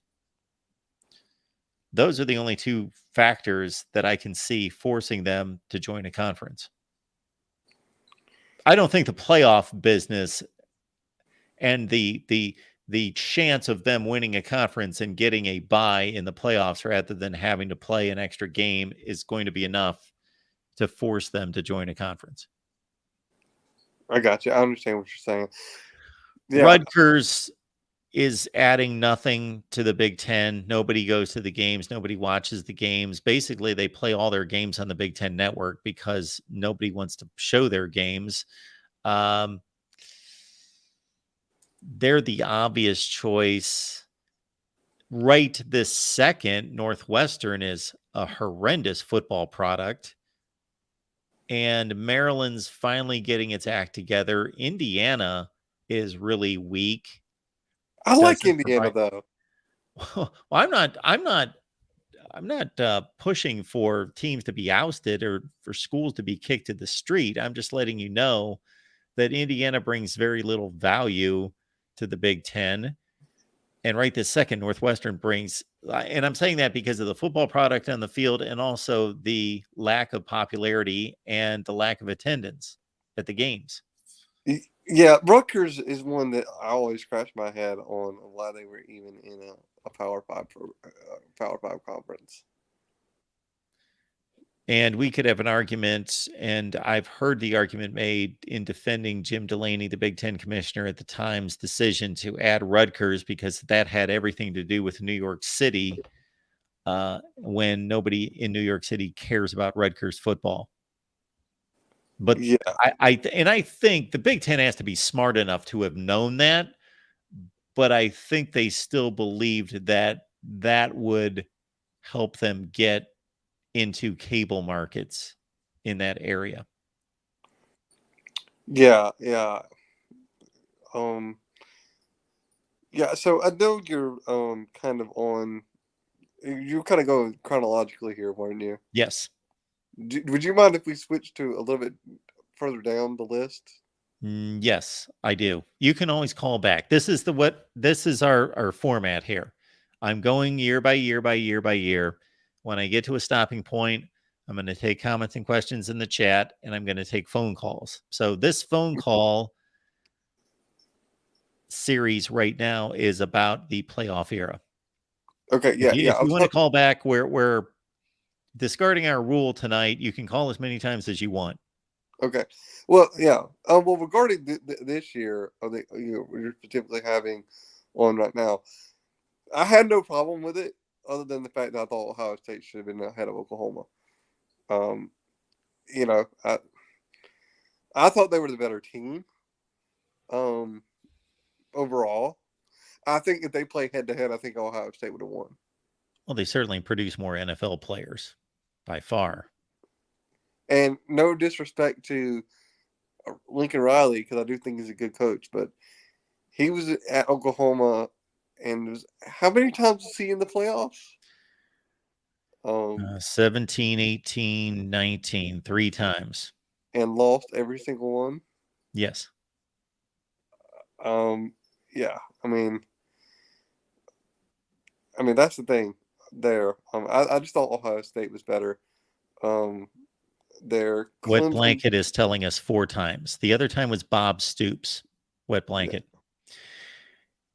Yeah, They got blown out twice, but they did play a really good game at the Rose Bowl against Georgia. And I know that Alabama played Notre Dame, and I feel bad for Notre Dame because on one hand, because Notre Dame is one of those teams, bad for Notre Dame because they're that team that they everybody wants them to be really good, and then somehow they always end up in the playoffs or in the national championship and get. Hunter, I love your calls. I love our conversations, but I'm curious as to the origin of the last 2 comments. Everybody loves Notre Dame. I always thought Notre Dame was one of the most hated teams in the country. Well, when I say everybody, I think if you're a person who, like myself, who likes the historic programs to be good, you like them for that reason. That's the reason I like Notre Dame. I like them because they're one of those historic programs. Same reason I like Nebraska. They're horrible right now, but I would love for them to be relevant and be good. I think it would be cool to see all of the historic programs be competitive at the same time. You love Texas? Yes. USC? Yes. Ohio State? Begrudgingly, yes. Why begrudgingly? You just said you love all the historic programs. I have a very, very, as you know, Mark, I have a very, very, I'm not the biggest Ohio State fan in the world. Let's put it that way. But okay, no, I do like I would like for all the historic teams to be good. Michigan. Yes, I like Okay. Michigan. Yeah, and I know you like Florida State. Yeah, I actually think before I hop off here, I know that your last caller made a little bit of a comment of his Final Four for this year. I'm going to kind of give you mine and kind of get your reaction on it. Sure. I've got Alabama, and this is no particular order. I've got Alabama, Georgia, Michigan, and Florida State. And it might seem that I'm a little bit biased. Of course, being an Alabama fan. You missed our show last night, Hunter. Everybody's biased. Yeah, everybody's biased, but I really do think that Florida State's going to be that good this year. I mean, I think if they knock off LSU and Clemson, I don't see them losing another game on their schedule. Yeah, you don't have to be that good to win the ACC.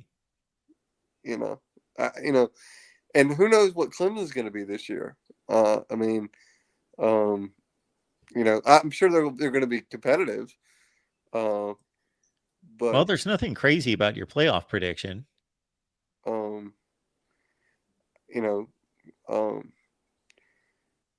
can't wait for next year, Mark. I think next year is going to be fun. I like the way that we're mixing it up in the SEC and getting teams like Georgia at home. It's going to be fun. Oh, yeah. It's going to be great. Playing Oklahoma and playing Wisconsin on the road. I've always wanted to go to Wisconsin. I'm a Green Bay fan, so I might have to make that trip out to Wisconsin and go visit Lambeau Field. But suggestion for everyone out there is let's enjoy this season. Yes. Let's enjoy this season first. Yeah, I'm excited about this season too. I know Alabama's got some questions at quarterback position, but I have faith in that Nick Saban can figure that out. But in Georgia, he's got to do more figuring this offseason than he's ever had to do. I don't know about that for that quarterback situation. I don't know about that because I've seen enough of those two guys. aren't these two quarterbacks the worst starting quarterbacks, unless they've improved dramatically, the worst starting quarterbacks at Alabama since Saban's been there? Who? Whoever wins this job, based on what I've seen. Well, I can tell you from the Alabama fan perspective, I never thought we would win a national championship with Jake Coker as our quarterback. I did not think that was going to happen. I'm saying if they don't improve, obviously, if they improve, they improve. But I think it was a huge indicator when Nick Saban went to go get Tyler Buckner. And I think, honestly, Mark, I think that was more of a. I think he didn't see what he wanted to see in the spring, and I know that. And I think he wanted to introduce more competition and get those guys to think, hey, if you're not going to do your job, we'll go get somebody else. And I still think that Jalen Milroe is going to be our starting quarterback come week 1. I still believe in that kid. I haven't sold my stock on him. I know that people have criticized his arm talent, his his throwing ability, but there is a reason that Sark and Nick Saban went hard after him when he was coming into Texas and flipped Alabama. I gotcha. And your guy Jordan Travis was not a good quarterback a couple years ago, and now he is. Now he's one of the best. He really worked at his throwing mechanics and became a much better passer. When I saw Jordan Travis in 2020, I thought, well, this guy's a runner who has no business playing starting quarterback in a Power 5 conference. But then he got much better. Then he got even better. And so I can see the same thing with Jalen Milroe. So I'm not dooming them, but I'm just saying based on what we've seen thus far. Yes. If Jalen Milroe plays a full season, or Tyler Buckner, the way that they've played the few games that they've played thus far, then their offense is in trouble. I'm going to defend Jalen here a little bit. How many kids can handle being thrown in that situation that he was thrown into? I mean, Arkansas was pretty good that year. And then he got thrown into the Texas A&M game. And being thrown in that Texas A&M game, in that environment, that's a hard environment to play in. Sure. Do you want me to list guys? No, I was just Trevor Lawrence. Yeah. True freshman. Third game. Boom. Yeah. JT Barrett. And if I'm completely honest, Mark, as an Alabama fan here, I think if Francois would have never got hurt during that game versus Florida State, and was that 2017? Yes. Yes. I'm not so sure that Alabama would have won that game. Yeah, it was a fairly competitive game. I mean, I would like to think we would have pulled it out, but that would have been a lot better of a game. And Francois was a good quarterback up till that point. I mean, yes, he had a good year in 2016 behind a bad offensive line. But we digress. I'm going to put your call together with a few other callers that we had, and I'm going to strip this Alabama national championship in 2017. I wasn't going to do that otherwise, but sounds like you guys are going to take that one away. Yeah. Well, now let me think. I'm trying to get the games right in my head, right? So Alabama, did Alabama win that season? Did we win the championship that season? 17. Yeah. 17. Okay, yeah. The numbers get. I mean, I am kind of bragging when I say this, but we've been in so many championships it's hard to keep up with. I keep track of them. You better keep track of them if I keep track of them, because I care less about Alabama. Sometimes I get the years mixed up. Gotcha. Yeah, because that's the one that we beat Georgia. Yes. In the famous Tua throw. Yes. My favorite, Hunter. Yeah. Anything else? Oh yeah, one last thing. My favorite Alabama team, I think, in the Saban era and it's partially because it's the year I graduated high school. But that 2015 team was a special one to me. I think that was Saban's best year that he had. The best defensive back depth that I've ever seen at Alabama, and I think this year could be that too. I think us at defensive back this year could be really, really special if nobody gets hurt. Sounds good, Hunter. Appreciate you being here. All right, talk to you later, Mark. All righty. So our guy Hunter, and again, all these calls are about the playoff era. We've reviewed 2014 through 22. So if you've missed any of it, we have not taken away any national championships yet. Porter's on the line. Porter, welcome to the Voice of College Football. Nor should you take any championships away. I think, but first of all, good evening, Mark. Good evening. Now, there are teams that have an argument for making the playoff, however, and if they would have been included, there's a possibility that they would have won the championship. But well, let me ask you this though. I would say again, I know you're the much maligned committee that you don't care for. Let me defend them. I think I'm the only person on here that ever defends the committee. So, would you say the two most controversial number four seeds were Ohio State in 14 and Bama in 17? Well, you can see that point. Yes. I do think Ohio State in 16 was pretty controversial as well, but they were the 3 seed, not the 4. So, yes, I would go with those two. Okay. Did those two win the championship? Did they win the whole thing? Yes. Okay. So this committee that you mock all the time sounds like they've gotten it pretty good, pretty accurate, in my opinion. If they're that accurate, okay, if they're that accurate, then why would they not see those teams number 1? If they thought they were the best teams, then they should be number 1. They should be the 1 seed. They didn't get the 1 seed right in 14, 15, 16, 17, 18. The first 5 playoffs, they didn't get the 1 seed correct. Well, I understand that, but you're not going to. If Clemson is undefeated like they were in, let's see, were they undefeated in 17? No, they lost to. They could have had different 1 seeds. They lost to Syracuse. That's right. But they were the ones. Is that right? I don't trash the committee. I trash the concept of a committee, and I trash their rhetoric because they have jumped all over the place in regards to what their considerations are. They've been all over the map.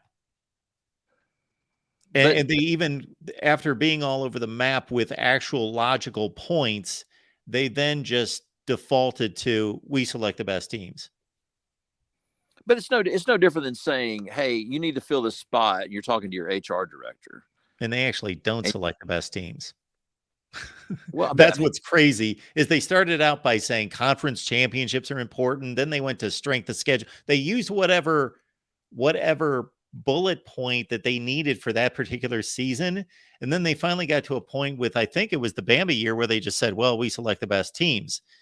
And no, you haven't selected the best. If you're going to select the best teams, select the best teams. You would have selected Ohio State in 15. You would have selected, who am I missing? You would have selected Bama in 19. You would have selected Ohio State. Cincinnati was not one of the 4 best teams. Why'd they get selected? Well, because they're all over the map. Because they went undefeated. I mean, exactly. I have no issue with that. But are you selecting the best teams, or are you selecting the best resume? But Mark, listen, I don't think you're being consistent with what. No, they're not being consistent. Well, give me a little bit of rope on this. You always talk about how important conference championships are. And you love talking about conference championships. Part of the reason why some of these teams have gotten in over other teams is because they won their conference. Yeah. Look at Georgia. I mean, I'm a Georgia grad. I should be mad about 2018. I'm not mad because Oklahoma deserved to go above us because they won their conference. We didn't win our conference, and they had a better record than we did. Do I think we were better than Oklahoma? Yeah, I do, and I think they proved it out. But it's like I was going to say, it's like you're talking to your HR director, and they're going to say, who are you going to hire for this position? You're going to say the best candidate for the position. Yes. But what you're really doing is you're looking at resumes, and you can't tell me that this whiz kid, this kid may be the smartest kid, but he's a dropout of Harvard. But yet you have two or three people. One guy has his MBA, one guy has his undergrad. And this other kid who's a whiz kid, maybe the best candidate, doesn't have the credentials for that position. It's the same thing with college football. If you haven't accomplished much, I mean, let's take your analogy would be better served if you took it the next step and you said there was an interview process, and some of the interviewers were wowed by the presence of the interview, and they bypassed the resume, or they somewhat discarded the resume because that guy looked good in a suit, or he spoke well, or told funny stories, and that was the eye test portion of it. So you're saying you're saying because they say stuff like eye test that hurts their credibility. Is that what you're saying? Yes. Okay. Well, I mean that's fine if you want to feel that way. And they're inconsistent. They're inconsistent tenants. I guess one of the reasons why I like the committee is because I remember how bad it was during the BCS, and I never want to go back to the way it was when you had. And I'm not gonna. I know you want to talk about this era, and let me just chase this rabbit real quick. But like when you're seeing ridiculous matchups like Miami and Nebraska that year in 2001, or Florida State playing Oklahoma in 2000 when it should have been Miami playing Oklahoma. That's the kind of stuff I don't want to go back to. And the BCS committee, or the BCS computers, or whoever the heck was pulling the strings in the behind the curtains or whatever, the worst ever. And I don't ever want to go back to that. So I can't believe I'm going to defend the BCS in this sense, because I trash the BCS. I think you know that on a regular basis.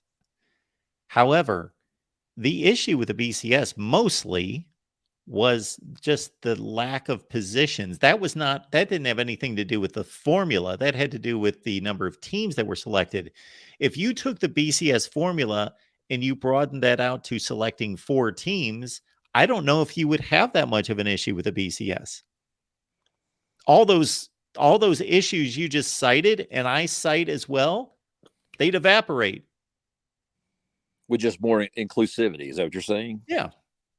I agree. I mean, just think about 98. Think about what a great year that would have been. Yes. You would have had Ohio State, Tennessee, Kansas State, and probably Florida, maybe, or Florida State. Florida State. Yeah. I mean, oh, that's right. Yeah. Florida State played it. So, I mean, just think about what we missed out on by not having this playoff during the BCS era. Yes. So, heck, John Cooper may still be coaching your Buckeyes. How about that? The 80-year-old John Cooper. Sure. But no, I think that, I don't see a lot of criticism for what we've experienced the last 9 years. And I think they've got it right. I mean, I feel bad for teams like TCU in 14, because I think what I respect about TCU is they came down here in the Peach Bowl and just beat the stew out of Ole Miss. So there was no hangover from not being selected, and that was a heck of a good team at TCU. It's a shame they didn't get a chance to play for it, but everybody brings up TCU, but they don't bring up Baylor. Well, I mean, the reason why I did is just because I remember how bad they beat an Ole Miss team that beat Alabama down here. Now, what did Baylor do in their bowl game that year? They lost to Michigan State. Well, there you go. So that's probably why people bring up TCU, Yeah. because they were Well, so that's impressed. hindsight, though. Baylor beat TCU. Baylor should have been selected before TCU. Yeah, it must be because of how well they finished in their bowl game. But yeah, I mean there are some teams out there that probably didn't belong. I'll say one, Oklahoma. That last Oklahoma team that won the playoff, I mean, that was embarrassing. 65 to 24 or something like that. I mean, Yeah, that 63-28. It wasn't even that close. no, it wasn't. I mean, it was. I want to say they got up. Well, I mean, just like Alabama did the year before. I think Alabama got up by 28 points. Yeah. Well, LSU had scored 49 points in the first half. It Yeah. 7 touchdowns in the first half. Yeah. That team was so impressive. Yeah. But so okay, how many more of these series are you going to do? I like the way you're breaking it out. I'll be honest with you. When I first saw the artwork or whatever for the upcoming thing, I thought you were going to go like back to the 1940s or something. I saw that Georgia and Ohio State logos next to each other. I thought, oh, he's going to go back to the 42 season. We are. Okay. We're going to keep going back and back and back. I am going at least to the 1936 inaugural AP poll. Okay. I don't know if I'm going to do that tonight. I'm going to stop at whatever point I run out of gas. But we'll continue this. It's fun. It's a fun discussion. I appreciate you letting me come on. Can I say something real quick about? Sure. There was a guy you had on a minute ago. I think his name was Gary. Yeah, you were going nuts. I mean, what he was saying was so ridiculous. First of all, let me take it from modern era and take it back. Okay. George, let me explain this to people out there. I'm trying to think what was ridiculous about what he said, because I certainly didn't think I caught it. But go ahead. All right, let me just break this down for all the people that are prisoners of the moment out there. Probably him is included.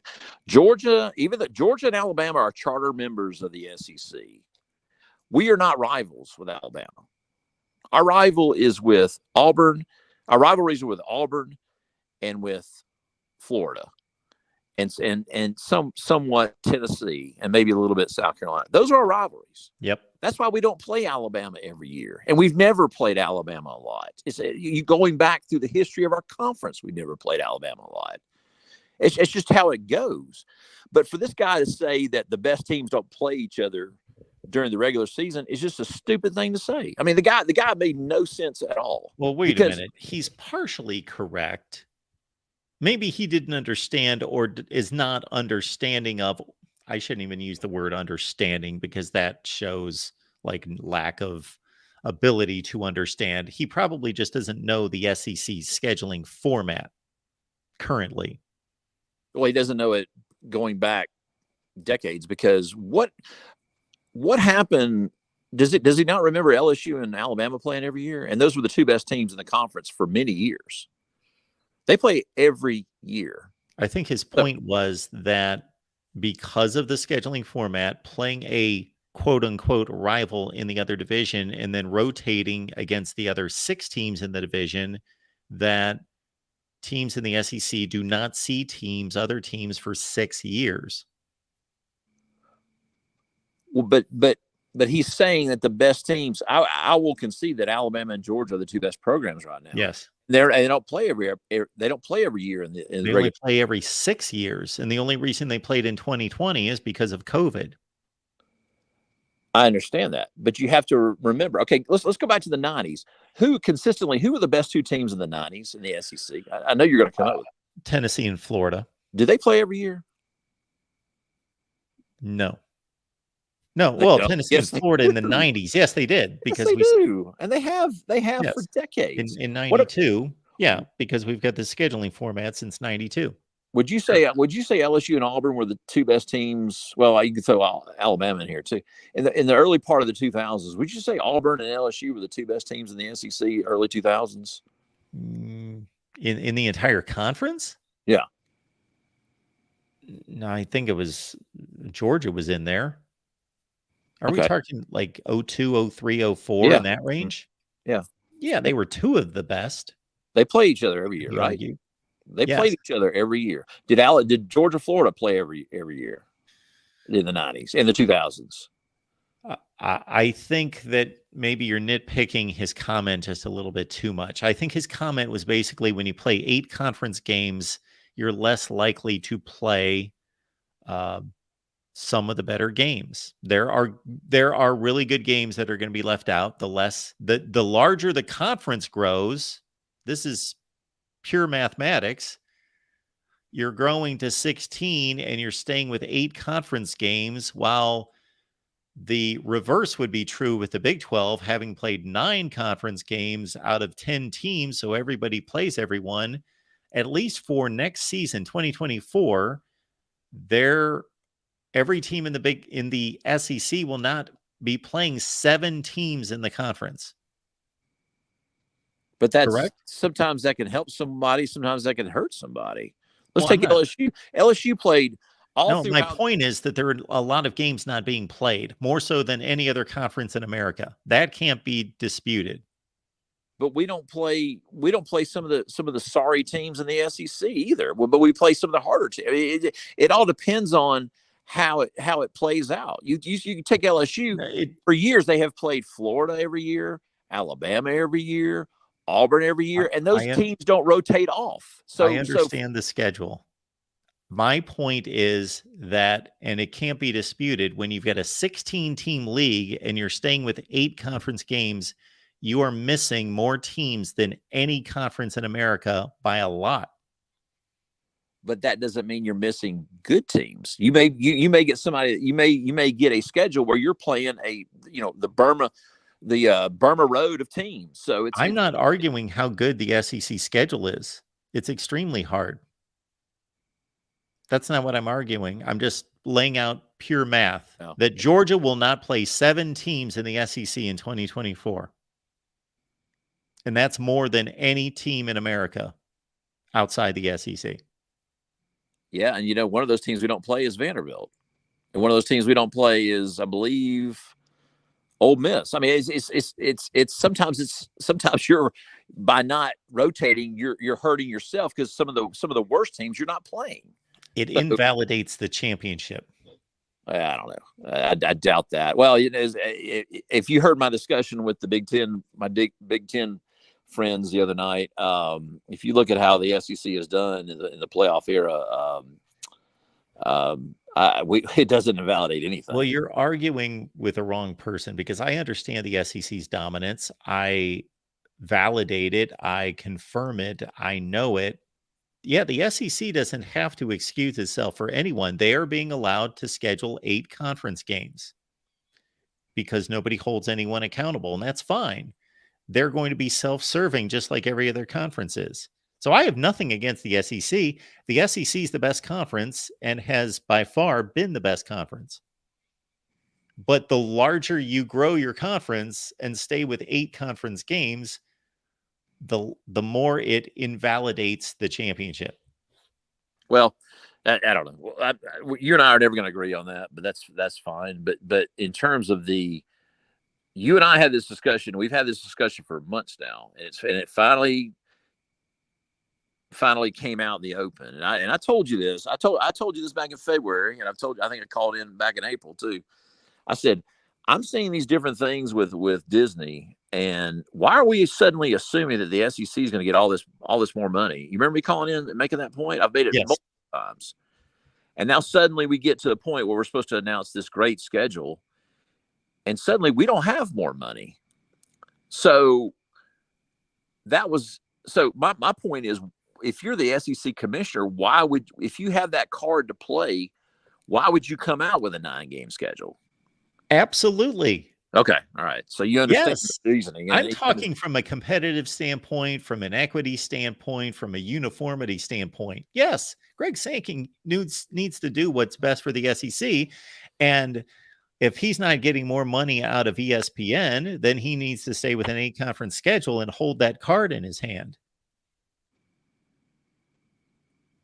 Yeah. So, okay. Well, you can see the reasoning behind it. guess I just tried to like. I see all sorts of reasons to do it. They're the best conference in America. They don't have to play. Like if the Pac-12 was saying we're going to reduce to 8 games, well, yes, just because you play less conference games, I want to clarify this for Big Ten fans and other conference fans. Just because you play less conference games doesn't mean your schedule's easier. Just because you don't play Rutgers or play Illinois. The SEC is still the best conference, and therefore the conference schedules are still the toughest. Yeah. Well, like I said when I called in a few weeks ago, if it were up to me, and we got more money from Disney, I'd go to 10 games and not even have that conference championship. Yeah, do a conference championship game and play 10 games. That's what I would do. I don't know how you determine the conference champion then. Whoever has the best record? What if you have 3 teams that are 9-1? Well, then you go head to head, and then if they didn't play, I don't. Well, we're getting back to my original point. When you have a bigger conference and you play lesser games, regardless of the number of games, if those teams don't play, then you have an issue in determining a champion without a championship game. Well, I understand that. You know what I always say to that? I always say then the highest ranked team based on the playoff committee would be. Oh, Lord. You're giving up your autonomy to a playoff committee. They're both going to make it in. It doesn't matter. Okay. All right, Porter. Anything else? That's it. All right. Appreciate the call. Thanks. Have a good night. All right, let's keep it rolling here at the Voice of College Football. If you want to leave, if you don't want to call, if you want to leave a comment or question about the playoff era and our selections for the playoffs and so forth, again, this will become more and more interesting and fascinating as we go back in time. So we are taking calls and we're taking our super chat comments and questions. Will, how you doing tonight? Doing good, Mark. I'm very proud of you for leaving the link in the description. Yes, I did that tonight.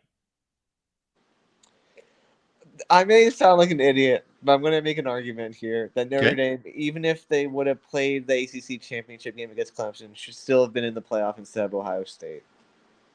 Oh, in 18? Yep. Okay, so if there would have been an ACC championship game, including Notre Dame, and they would have lost to Clemson 30-3. Yeah.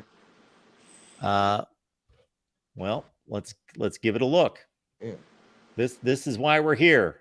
This is a workshop. This is just like, we might be here like for days.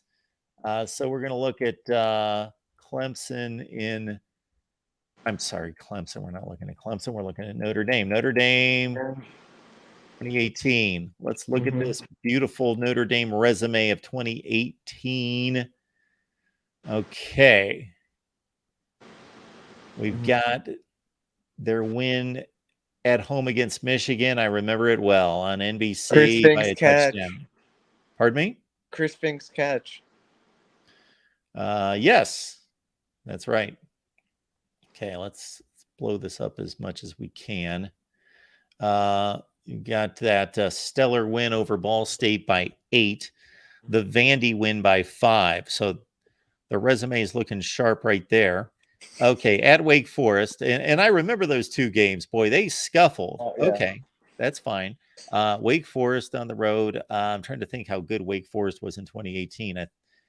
This is obviously pre-Sam Hartman. I'm guessing that Wake Forest team, I think they won a bowl game against Memphis or Temple.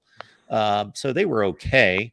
So they won that game big in front of a throng of 31,000 there at Wake Forest. Okay, Stanford 38-17. So that's... There we go. Okay. All right. We can look at this 2 ways. Number 7, Stanford at the time. Stanford certainly did not finish number 7 in the country.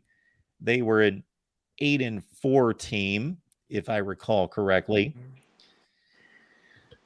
At Virginia Tech, number 24. This is in 2018. That Virginia Tech team, we're going to have to do a little backtracking. I don't know what kind of access you have to I don't think they were that great that year. I'm gonna be honest. Yeah, man, for as much as I like to think that I can remember everything, yeah, I think they might have been a year they played Cincinnati in a bowl game and won or lost. They were like 6-7, 7-6. Okay, Pitt, man, that was a struggle. I remember that game. 19-14. Okay, Navy. Navy was pretty good. Northwestern. Okay, so this is interesting. So this is 2018. So this Yeah, this is is the same Northwestern that Ohio State played in the Big Ten championship. yeah. So you've got two common opponents here, Yeah. and they beat Michigan at home by 7. Ohio State throttled Michigan, and of course, Ohio State pretty well took care of Northwestern by 3 scores in the Big Ten But championship Notre game. Dame did it on the 45-24. road. There's a difference, Mark. Notre Dame did it on the road. Oh, they did it on the road. Yeah. Okay. Yeah. All right. Florida State was awful. They beat them 42-13. I remember all these games. I watched most of these games. Syracuse, to your credit, now, I didn't think Syracuse was that good, but they weren't as good as their record, but they were a good team. They had a really good season. They finished 10-3, and Notre Dame just blasted them. The USC team, that was JT Daniels. They weren't any good. They were 5-7 that year. And then you would have the de facto ACC championship game. All right. Ohio State. Ready for this? Let's find the Buckeyes here.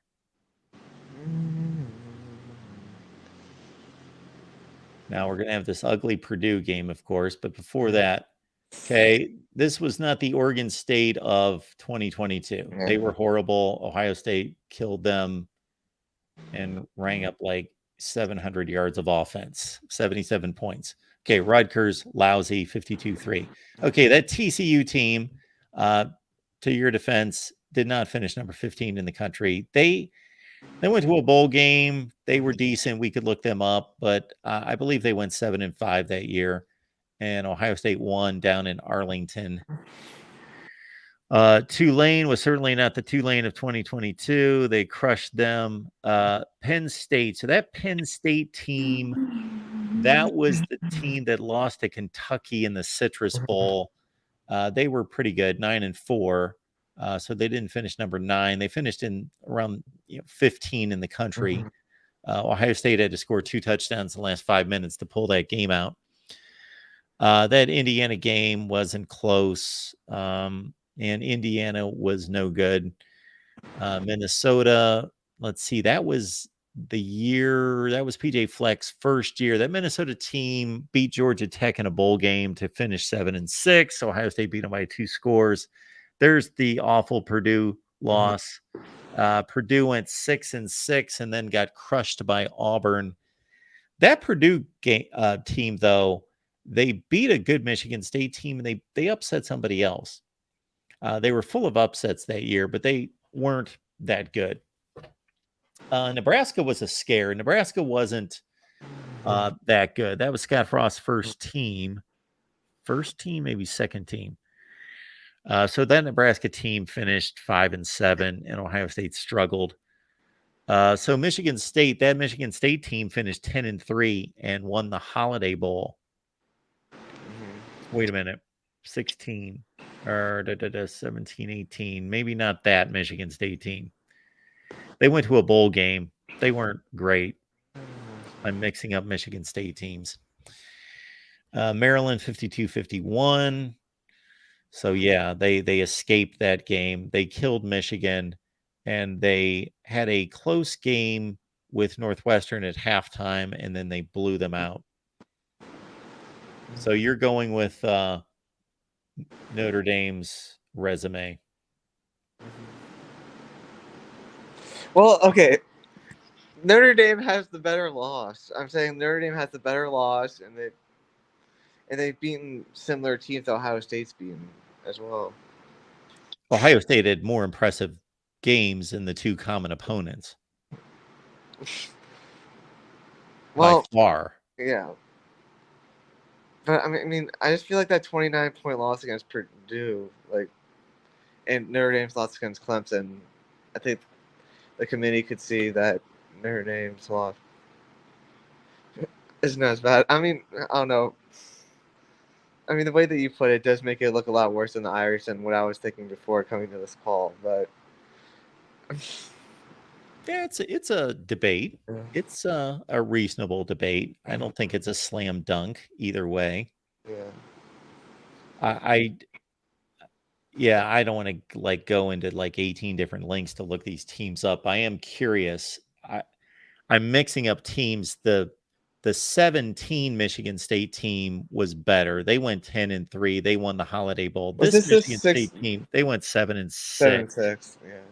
Yeah, they went 7-6. They lost to Oregon 7-6 That was a snoozer in again. the Red Box Bowl, if I recall correctly. Yeah. And You're right. I was curious about, was there anybody else on the Ohio State schedule? I pretty much know what everybody else did. I don't think Tulane was any good. I think they went 7-6. But I was curious about two Notre Dame opponents. How am I going to get to them? Michigan. Okay, let's look up. I think Virginia Tech went 7-6. Yeah. I'm curious about Virginia Tech. And I think Stanford went 9-4. So there's Virginia Tech at 6-7. Yeah. Like I said, they played Cincinnati in a bowl game. Yeah. Okay. And then the other team was Florida State, I believe, also went 6-7. I think that's the team that lost to Arizona State in the Sun Bowl. I don't think they made a bowl, Mark. Yeah, you're right. They did not in 18, then they did in 19. Yeah, I think I'm mixing up years. That Pitt team went. Oh, this was the infamous 7-loss Pitt team that went to the ACC championship game. Yeah. Yeah, so Notre Dame played both this Pitt team that went 7-7. That's a great record. And then they, of course, played Stanford, who beat Pitt in the Sun Bowl 14-13. I believe Stanford went 9-4. Yeah. There they are, 9-4, and they walloped Pitt 14-13. This was the last year that Stanford was relevant. Yes. Yeah. Yeah, that was the end of Stanford. Although they weren't bad in the COVID year, but. So yeah, so that's what. Let's see. Let's get back to Notre Dame. So. Yes, that is the Notre Dame resume of 2018. You know, if we want, at some point, we will have a crack staff here, and I would just snap my fingers, and they would line up the wins like top to bottom for both teams and put them side by side.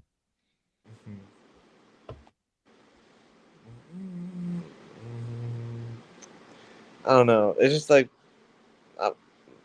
my whole argument was kind of hedging on the Purdue loss being like that bad. Well, it was bad. Yeah. It was bad. And the strange thing about Purdue that year, they're going to have some impressive wins, some fairly impressive wins for Purdue, but they also had some atrocious losses. Let's see, where are they? I have to go here. Yeah, this Purdue team. Well, I thought they beat Michigan by more than Auburn killed them. No, I think Michigan scored it wasn't a meaningless touchdown. They were still in the game, but they did. I think it was 24-10, and then Michigan scored with maybe 5 or 6 minutes left. So yeah, this Purdue team started 0-3. Oh, I remember this Missouri game against Drew Lock. So they beat a ranked Boston College team that I think was one of those standard 7-5 Boston College teams. Beat Nebraska, Illinois. They were no good. Then they beat Ohio State. Then they lost to Michigan State. Then they beat Iowa, who was a typical 8-5 Iowa team. Got drubbed by Minnesota. Lost to Wisconsin, Indiana. Then, this Auburn game. My goodness, it was a wreck. All right, Will. Anything else? We could take a vote on Notre Dame, Ohio State 2018, but I think it's a Right. fairly good argument. But of course, as I admitted last night, everybody's biased, so I'm trying to take my bias out of it, but it's still there. But I think it's going to get real interesting tomorrow when we talk about the BCS. oh, yes, So definitely it's we'll going to be take here us for like an that. hour to go through 2008 and 2007. Yeah. Just those 2 years. All right. Well, I'll be back tomorrow, Mark. So I'm definitely excited for that. And thanks for having me on tonight. Thanks, Will. I appreciate it. Let's keep it moving here at the Voice of College Football. If you don't want to call and leave a comment or question for me to address, just hit me up with a super chat. We can do that. Meanwhile, we'll talk to David Greenshield. Yeah, Mark. You know what? I was just looking up Oklahoma's schedule from that Oh, year, yes. Let's by the do that. way. And I had it up here, and I'm kind of looking at who they beat. Now, I think what helped Oklahoma in 18 was I mean, they got the rematch with Yes, Texas, absolutely. and that was what would help them. They beat what I thought was, I mean, did that Army team, which was ranked in the top 20, that they beat by a touchdown, go on to have a decent year that year? I don't remember. Army went 11-2 Okay. and finished number 9. Let's see what they did here. Of course, I'm sure they didn't beat anyone that good. They lost to Duke by 20. They beat Liberty, Hawaii, Buffalo, San Jose State, Miami of Ohio, Eastern Michigan, Air Force, Lafayette, Colgate, Navy, and Houston. Right. Put up 70 spot on Houston. I remember that game in the Armed Forces Bowl. There we go. We're going deep. So, I mean, basically what I'm looking at with Oklahoma's best wins are going to be Army beating Texas in the Big 12 title game and then beating West Virginia, right? Not this Oklahoma State game. What did they do? Oklahoma State wasn't ranked when they played them, and that was in November. Well, the Big 12 standings should be here. Shoot. Because yeah, I mean, Big Texas 12 actually ended up getting that huge bowl win that year. Remember they beat Georgia. Okay, that Oklahoma State team finished 7-6. Yeah. So I believe they won a bowl game. They were 6-6, beat somebody lousy in a bad bowl game, but not one of Mike Gundy's best. No. But still, in terms of notable wins, yes, like you state here, Army, which that was. Yeah, they barely beat him by a touchdown. Yeah, so. And I remember that Army team finished ranked, but were they truly a ranked top 25 team? I remember that West Virginia game too, by the way. Remember that game, Mark? That 59-56? That was yes. That was one of the craziest games. No, wait a minute. Did I click the wrong year? Yeah. I messed up here. Is this that was in Morgantown. I remember that game. Oh, 2018. Yeah, 2018. No. So this is wait a minute. Well, no, this is not the year that they beat Army like 28-21. They beat him 56-10. No, they beat him in September. Wait a minute. 28-21, Mark. This is Oklahoma, 2018. Yeah. I've got them beating them early in the season. Well, I know what game you're talking about, but why does it say 56-10 right there? Because they're close games, and they had some close ones that year. They had some close calls. Like you said, Oklahoma State came down to the wire. That was 48-47. And then West Virginia, I remember that game in Morgantown. I mean, because that was the year they couldn't stop anybody. They were giving up north of 40 points in every game. What is going on? There's something wrong with this. This says 2018 Oklahoma, but those aren't the right games. Weird. Well, remember that too, that Oklahoma team. I remember they had like the 100-and-something ranked defense that year. Remember that, Mark? Yes. Yeah. And we were awful on defense that year. I firmly, and I know, that was the last year of Urban, but yeah, that defense was not great. But we were not 100-and-something like Oklahoma was that year. I'll say that. There is something horribly wrong with this schedule. My goodness, it's not even close. Huh. I don't know what happened. Wikipedia just Well, I just Googled it, Mark. bombed on that. If you just Google it, you could That's probably all also wrong. bring it up. But Well, I did, but yeah, yeah, that's really weird. They totally whiffed on this schedule. It's totally wrong. They're they have a 10-point win against Alabama. That's no, crazy. no, that None didn't of that's happen. right. Okay. Yeah, they beat Texas. Their best win was Texas that year. But if you look at their three best wins that year, Mark, wouldn't you say it was what, Texas, West Virginia, and then probably Army, correct? Yes. And then Ohio State's three best wins would have been Team Up North, Penn State, and then what, Northwestern? Yes. Yeah, the out of conference games were Oregon State, Tulane, and somebody else, Yeah, somebody in the TCU MAC. fell on their Oh, face. TCU. Yeah, I mean, by the way, we should have done a home and home with TCU, I thought. It's interesting. We had to go play them in what was basically a home game at Jerry World. Yeah. We figured they'd do a return favor. I mean, maybe we'll play in Cleveland or Cincinnati or something and Yeah. call that a neutral site. Well, Ohio State had they had 3 wins that weren't great wins by any stretch, but if you're just looking at bowl teams with winning records, Minnesota, Michigan State, TCU. Right. Yeah, those are like okay wins. They had I would say one really good win, one good win, maybe 2 good wins. I mean, that Northwestern team wasn't that bad. And then some kind of okay kind of wins. That Northwestern team beat Utah in a bowl game. Right.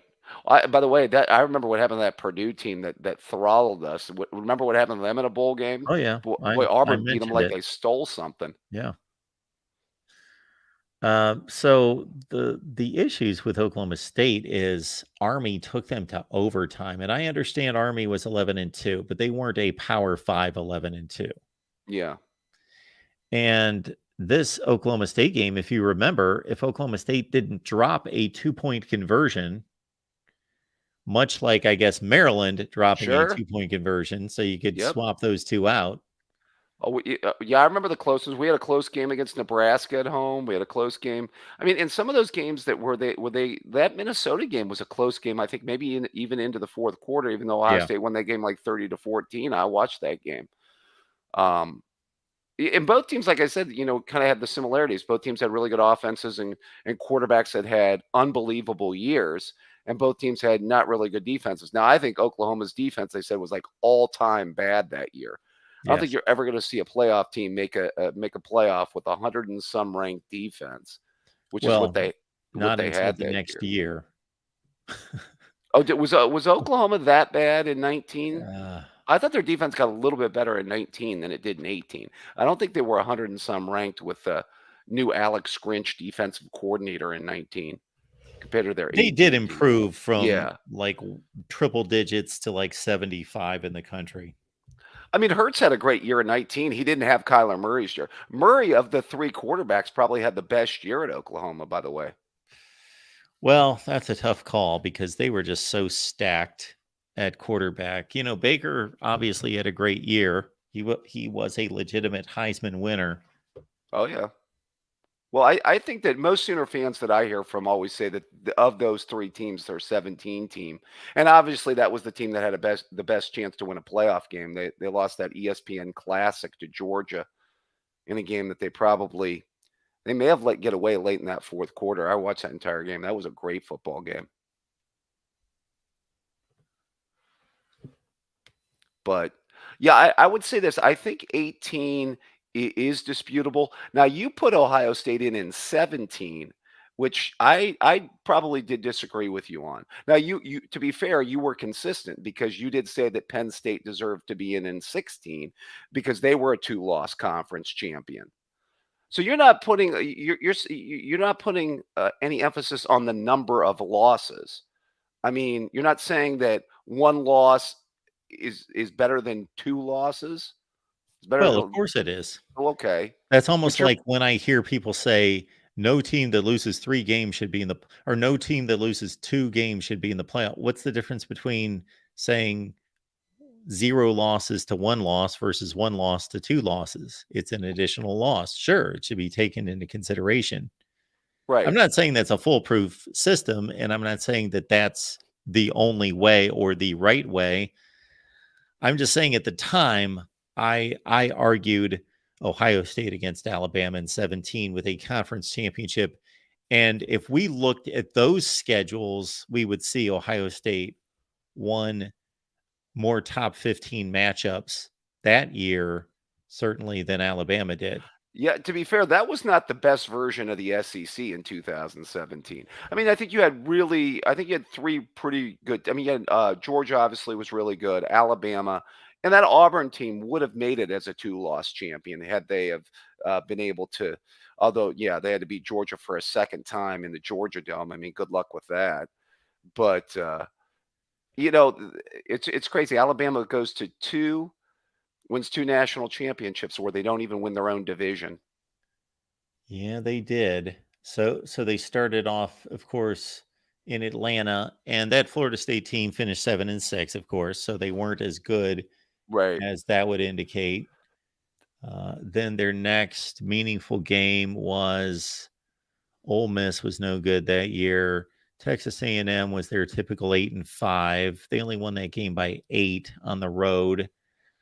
Arkansas wasn't any good. Neither was Tennessee. Okay, LSU was decent. 8-5 good. I'm almost Yeah. positive that team went 8-5. Yeah.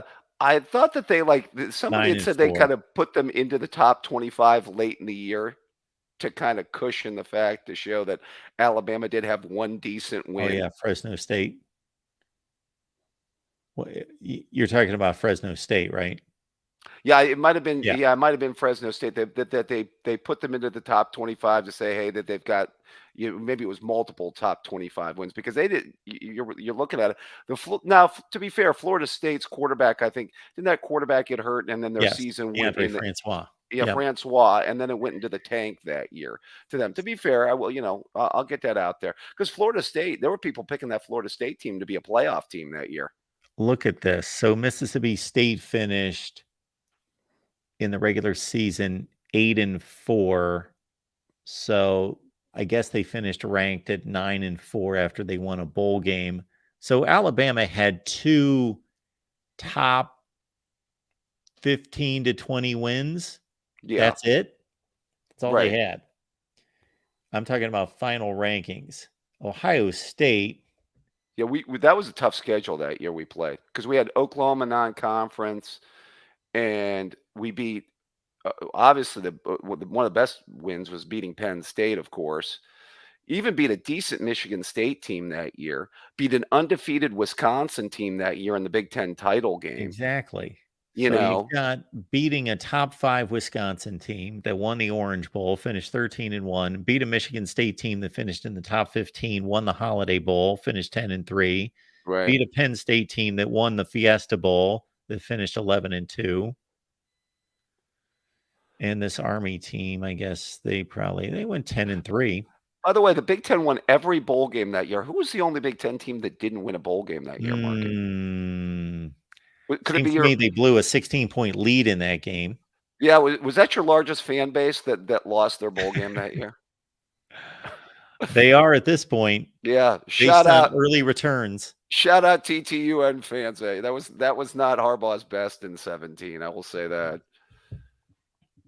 No, that team collapsed down the stretch. Although I will say about that game that year, I still wonder if JT Barrett, the best thing that happened in that game, by the way, was JT Barrett getting hurt because I don't know if they win that game in 17 over that mediocre team if Haskins doesn't come in and save the day. That's one of those ones that was a close one that Harbaugh kind of had because that was a close game into the fourth quarter. But you see my Ohio State argument here. Yeah. With a lot better wins. Yeah, that's right. Yeah, well, that's, the Big Ten was, I mean, that was a good Sparty team. That was a 10 wins. Yeah, they beat a 10-win Sparty team. They beat like an 11-win Penn State team. They beat a 12-win Wisconsin team. Yeah, and even that Michigan team went 8-4. Right. So yeah, I mean that was a year where the Big Ten, like I said to you, I think in 2017 the Big Ten was an overall strong conference that year. Yes. You know. Yeah, Ohio State probably would have been selected had they played a close game at Iowa City. You think? You think if that game was like 28, 24, do you think they get in? I think they do. Oh, really? I don't know. I think it's the second loss. Well, remember Penn State the year before, they had lost early to Pitt, then got shellacked up in Ann Arbor, Mm-hmm. and then they got on their run. And I think what helped Ohio State in 16 was going to Oklahoma and trouncing Sure. Baker Mayfield in 16. Yeah. I think that And- was one of the things. Yeah. And they also matched Penn State's win by going to Wisconsin and beating a team that went to the Big Ten championship game. That's true. That quality wins in 16. Yeah. So that team really limped down the stretch, though. Oh, it did. I mean, by the way, we're going to get into that when we do the rewatch. Is the rewatch coming, by the way, for the spot game? If we can figure out how to rewatch without YouTube coming after me. Get one Scoop or Mike Ford on the phone. I'll rewatch it with him. Just name the time and place. Dependent Gotcha. Fanatic. Oh, I want to do it. Any of your largest fan base wants to rewatch it. I had to sit down with Jordan Bowman and the crowd from Clemson, so I'm game. I'm game. I know. Mark me down. You are a gamer. Yeah, write me down. Else. I'll be there. Yeah, that 16 team. Once they barely beat a bad Michigan State team, 17-16. And by the way, they were lucky to win that game at Sparty in 16. I still don't know why D'Antonio went for a stupid 2-point conversion in that game. And they only beat Northwestern, I think, 23-17. Yep. Yeah. They had a lot of close games that year. Yeah, I mean, I didn't have good vibes when they played Deshaun Watson and Clemson in that playoff that year. Not at all. The other playoff year that's obvious to explore, 14, I still say that the two biggest reasons they got in 14. By the way, would you have in November or in December made the case that Ohio State didn't make the playoff in 14, by the way? Did I make the case that they should not have? Yeah, like on playoff day, would you have been making the case for TCU or Baylor? No. Oh, okay. No. You thought the 59-0 did it? Yes. Okay. Yeah, I think it was the 50. I always said it's two things that were obvious. It was the 59-0, and then the fact that Baylor and TCU in the Big 12 couldn't come up with a championship game, and it forced them to change their conference. Exactly. How the Big 12 goes into the playoff era, not thinking, okay, we don't have a conference championship game. We could have a tie for the conference championship. We need to determine. And when every team plays each other in the conference, it's pretty easy to figure out the team that wins the head-to-head game is the conference champion. But they didn't do that. Right. That's right. Well, and then credit the Big 12 for doing it right, though. Remember, they just play the best teams. They don't do the two divisions or, Oh, I love the Big 12's format. Yeah. Have the two best teams play at Jerry World. So. Look at this comment coming in. TF, we'll get back to you here in just a second. Appreciate the super chat. Our guy, Jason Moose, who represents our largest fan base here at the Voice of College Football. Yeah. David Trollshield. Yes. I've been called a lot worse by that fan base, and I wear it as a badge of honor, by the way. Thank you very much to the Team Up North fans. Well, celebrating 2 wins in 20 some years. I know they're living it up right now. They're living their best life. I get it. But I will say this. I think that it's going to be real interesting. So you just did the playoff years this year. Are you going to get to the BCS years? We're going to go through them all. Okay. Yeah, I want to get to some of those BCS years. I just saw a 24/7 thing that ranked the 10 best teams to not win the national title, and since 2010. Okay. Just to give context. So I guess over the last 12, 13 years here, guess what team they ranked number 1? the best team not to win a national championship. This team would, I'll give you a clue. This team would rank very high on Mark Rogers' top 25 teams that make sense if you put weight behind quality wins. I'm guessing it would have been the 2011 LSU team. Bingo. Bingo. Look at the Yes. quality wins that team had. Yeah. That was ridiculous. Yeah, they were unfortunate that the BCS formula came out the way that it did and didn't send Oklahoma State. I know these Oklahoma State fans really think that they had a shot to win a national championship that year, but No, that wasn't going to happen. But no. then, but would you have been making the case that they deserve the shot, though? I made the same case that I have a number of times during the playoff era. When people asked me, did the BCS get it right? I said, no, the BCS did not get it right because these two teams have already played and Oklahoma State is a conference champion with one loss. However, are these the two best teams in America? Yes. Yes. Absolutely. Yeah, they were. I agree. But you know, it's the interesting. What hurt Oklahoma State was see now you don't put that theory into losing late as compared to losing early. You think that's kind of.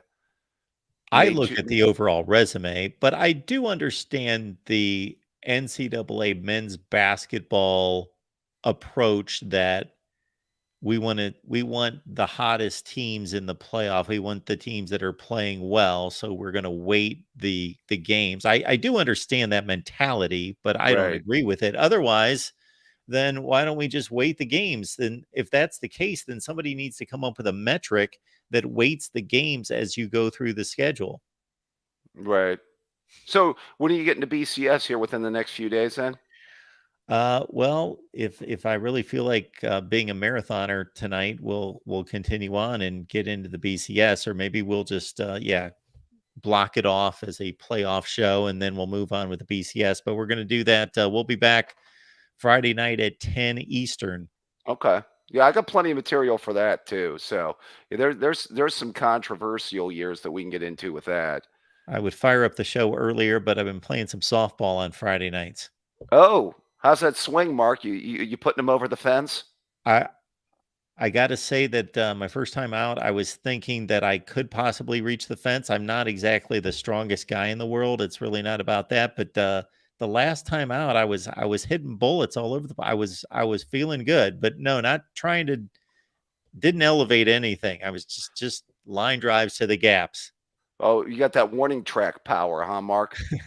Well, no, we try not to loft it. We got to stay within our limitations, David. Well, you're like a slap hitter, though. You're a contact hitter. You're a singles, I'm somewhere in between. I'm like a doubles guy. Okay. About that. Contact.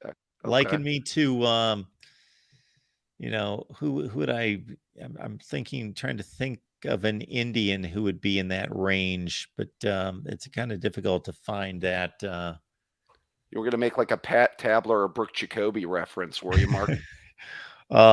Pat Tabler, who was one of the greatest hitters with the bases loaded of all time. Yeah, I was more of I like Tabler. I like Jacoby a lot too. Oh, Jacoby he was one of my favorite players. Yeah, he's up there. Yeah, Brooke Jacoby was at the time my favorite player in baseball. Oh, was he really? Oh, absolutely. It started off. Well, you're gonna not have the same respect for me after I tell you this. When I first became a baseball fan, before I righted myself quickly for about a season or two, I was a Yankees fan. Uh-oh. They were the champs. They were the World Series champs. And I just loved those 77, 78, Reggie Jackson, Thurman Munson, Greg Nettles teams. They were just phenomenal. You'll call me crazy. I started liking the New York Mets. I was a Darryl Strawberry and Dwight Gooden fan. So, talk about guys that had issues. Yeah, well, and my favorite player was Mickey Rivers. Do you remember Mickey Rivers? No, I thought you were going to say Munson or Nettles or somebody like that. No, I didn't go with the obvious guys usually. Okay. I was a Mickey Rivers guy. He used to twirl his bat. Yeah. Yeah, oh, I loved Mickey Rivers. I will still go on YouTube now and look up old playoff games to see Mickey Rivers. See, when I started watching the Yankees in the mid '80s, like when I started watching most sports, they had Dave Winfield, Ricky Henderson, and Don Sure. Mattingly on one team. And I couldn't understand why they couldn't win anything. Yeah, I'm like, they got couldn't. Dave Henderson, they have Dave Winfield, Ricky Henderson, and Don Mattingly in the same lineup. Yeah. Oh, yeah. They could put up some runs. Ricky Henderson in 85 with the Yankees had a ridiculous year. I think he scored 146 runs. Well, yeah, you should have seen Mattingly's numbers over those Yeah. periods of time. I mean, I'm aware. he was unbelievable. All right, well, I'm waiting for the BCS era, and tell Yes. those TTUN fans I'm ready to do the spot game. Whenever you name the time, you name the Okay. place, I'll be there. We will get it together. And David, I don't know if it Yes. went to your junk mail, but maybe Gmail does that to me. But I sent you an email. I think I got it today. I did respond to that, Mark. Oh, okay. Awesome. All right, my friend. All right, David. Have a good night. one. Yep, take care now. We will keep it rolling here at the Voice of College Football. We've got our guy Buckeye Mike standing by. Mike, we appreciate you waiting. And before we cut you loose here, we do want to honor the fine super chat from our buddy Traveling Fools. 2003 Fiesta Bowl win, paper champs. We'll get there, TF. We'll get there. Mike, how you doing? I believe you're on mute. I'm doing pretty good. How are you doing? I am doing just fine, Mike. What's going on tonight? Oh, not much. Just busyness in the YouTube world, Okay. So while you were talking with the last caller, I kind of looked over the years and I feel okay for the most part. I think the biggest complaint is going to be 2018. Okay. Bama, Georgia for the title. Because I've had issues with the committee as a whole the whole time, more or less, because one year it's one stipulation to get that 4 seed in. The next year it's another one. And the next year it's another one. It's like, okay, if you have a full criteria, use the full criteria. I hear you. I was making that point to a few callers ago, that the first playoff year of 2014, the committee dismissed TCU and Baylor, and they, of course, chose Ohio State, which in my mind, Ohio State was just one of 3 teams that they chose with 1 loss. But anyway, the talking point was Ohio State, and their big selling point was conference championship game, conference championship game, conference championship game. Okay, fine. But then we get 2 years later and they selected Ohio State over Penn State, and suddenly it wasn't a conference championship game. It was strength of schedule, best non-conference wins, playing somebody really good out of conference. And they keep moving their argument all over the place to fit whatever they want to do.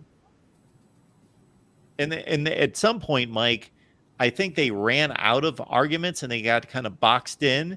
And then they just came out with, well, we just select the best teams, because that kind of covers everything. Yes, I think you're hitting the nail on the coffin. And to your point with Penn State, I'm always a firm believer of conference championships matters the most, because that's the stipulation you started with. So in that sense, I would have had, that was the other one I couldn't think of. I would have had Penn State going instead of Ohio State when we got shut out by Clemson. Yes, I agree. And did at the time. I think for the most part, the playoff committee is not too bad. I mean, there are obvious points where they have issues, of course. But I think for the most part, they got it right most of the time. There are some points where they obviously didn't. Okay, so in your eyes, when did they miss it? 16, I believe it was, when they sent us over Penn State. Okay. and 18 when they rectified that mistake by sending Bama, who didn't even win their division. So basically, anyone who did not win a conference championship, you do not believe should have been in the playoffs. Well, I mean, that's because that's what they started with. That is my heavy factor. I understand that there are other factors that you use, like strength of schedule. I just think that they screwed up the 4-team playoff by, like I was saying in the beginning, using one stipulation one year, different the next year, different one the next year, and so on. That, you know, if they're going to rectify the 4-team with the 12-team, which I know we're not really talking about, but if they're going to do that, then they need to have a full list of stipulations and use them to justify having teams in. Yeah, I don't think they're ever going to do that because they're going to show their hand and they can be boxed in. Yeah. Yeah, they're never going to say, this is the number 1 criteria, this is number 2, this is number 3, this is 4. They're not going to do that. Yeah, I mean, I'm not saying like, you know, this is the most important, second most, but just like use the same guidelines every year. I felt like they used one guideline heavily one year, one heavily the next year, and it was like always a different one that they used heavily. And then we got to the point of 18 when Bama got in and didn't win their division. They were like, well, we obviously messed up sending Ohio State 2 years ago. We're sending Bama just to rectify the mistake. Well, you shouldn't have had the mistake in the first place. Yeah, well, that particular year, Bama did have the best record, just like Ohio State had the best record in 2016. That is true. You know,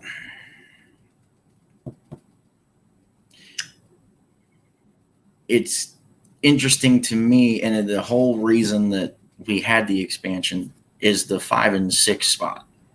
Because I think most of the times, or at least a few of the times, if I remember correctly, there were arguments that could have been made at the 5 and the 6 over the team they put in the 4 or the team they put in the 3. For example, if we're looking at what you have on the screen, I vaguely remember, okay, well, if conference championships is what matters most, TCU and Ohio State shouldn't be there. Should be Bama and Tennessee. Send the best 4, obviously, in some of their eyes. Wait a minute. You're ousting TCU and Ohio State for Bama and Tennessee? What I'm saying is those are the arguments that I heard. The arguments I heard from Bama and Tennessee were just simply that they played in the best conference and they lost really close games, at least in Bama's case. Yeah, I think it was more Bama over Ohio State from last year, just in that sense. But I think the whole argument with Tennessee was, well, we beat Bama, so we should be ahead of them. Sure. I think, you know, there's obviously kinks everywhere. Yes. So for me, if Alabama or Tennessee would have been selected, really the spot that should have been taken was TCU's.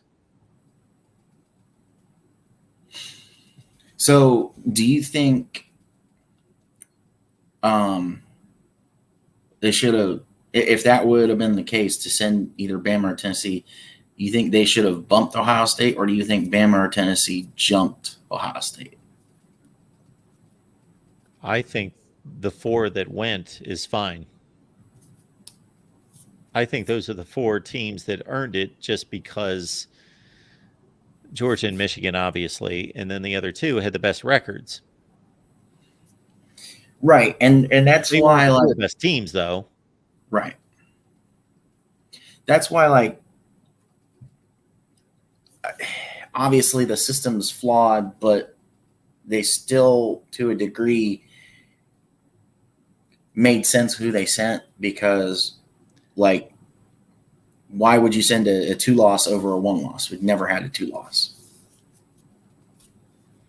Yeah, I think that they make sense in how they explain it and defend their choices.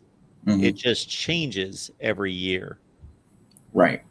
You know, And that's the we are 9 years into this, and I think we're up to about 6 teams that didn't win a conference that made it. I think so. And so after the first 2 years, they said these conference championship games are just huge.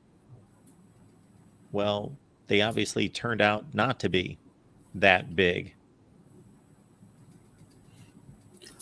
I think at some point it kind of hush shifted from conference championships to more relying on the strength of schedule.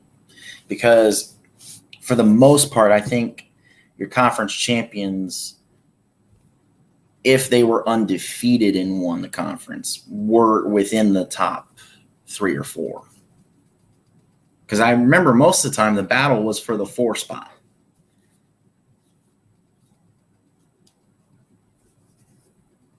Well, sure, the battle is going to be for the 4 spot.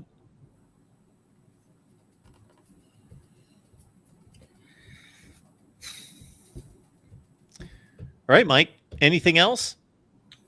Don't think so. At least not for tonight, anyway. All right. Sounds good. Hope you can make it back.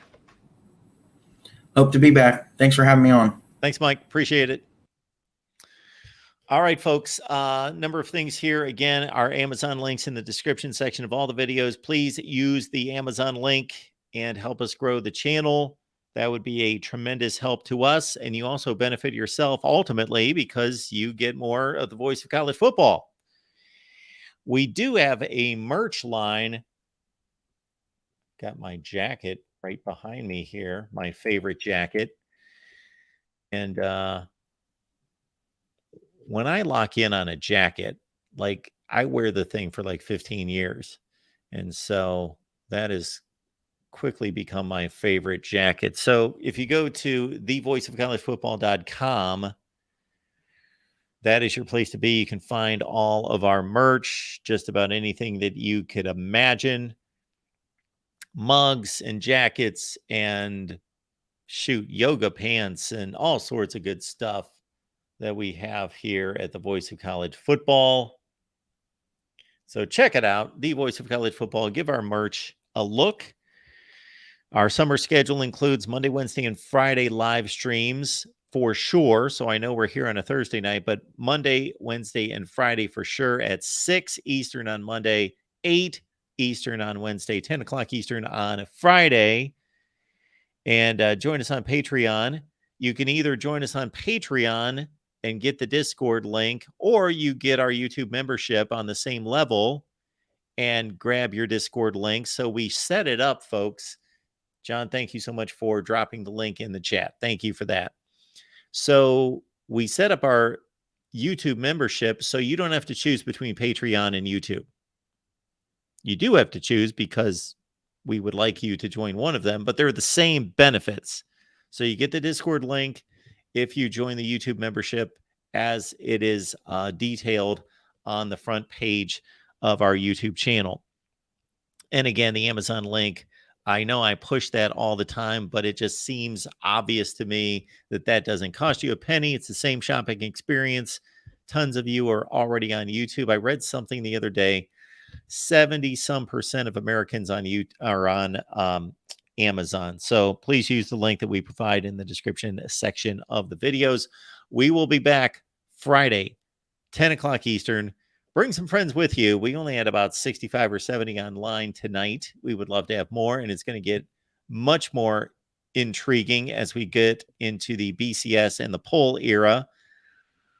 So we'll probably get through the BCS, I would think, based on what we've got tonight and going 3 hours, that we'll get through the BCS era on Friday night, and we'll come back on Saturday, and we will do the poll era as far back as we can get.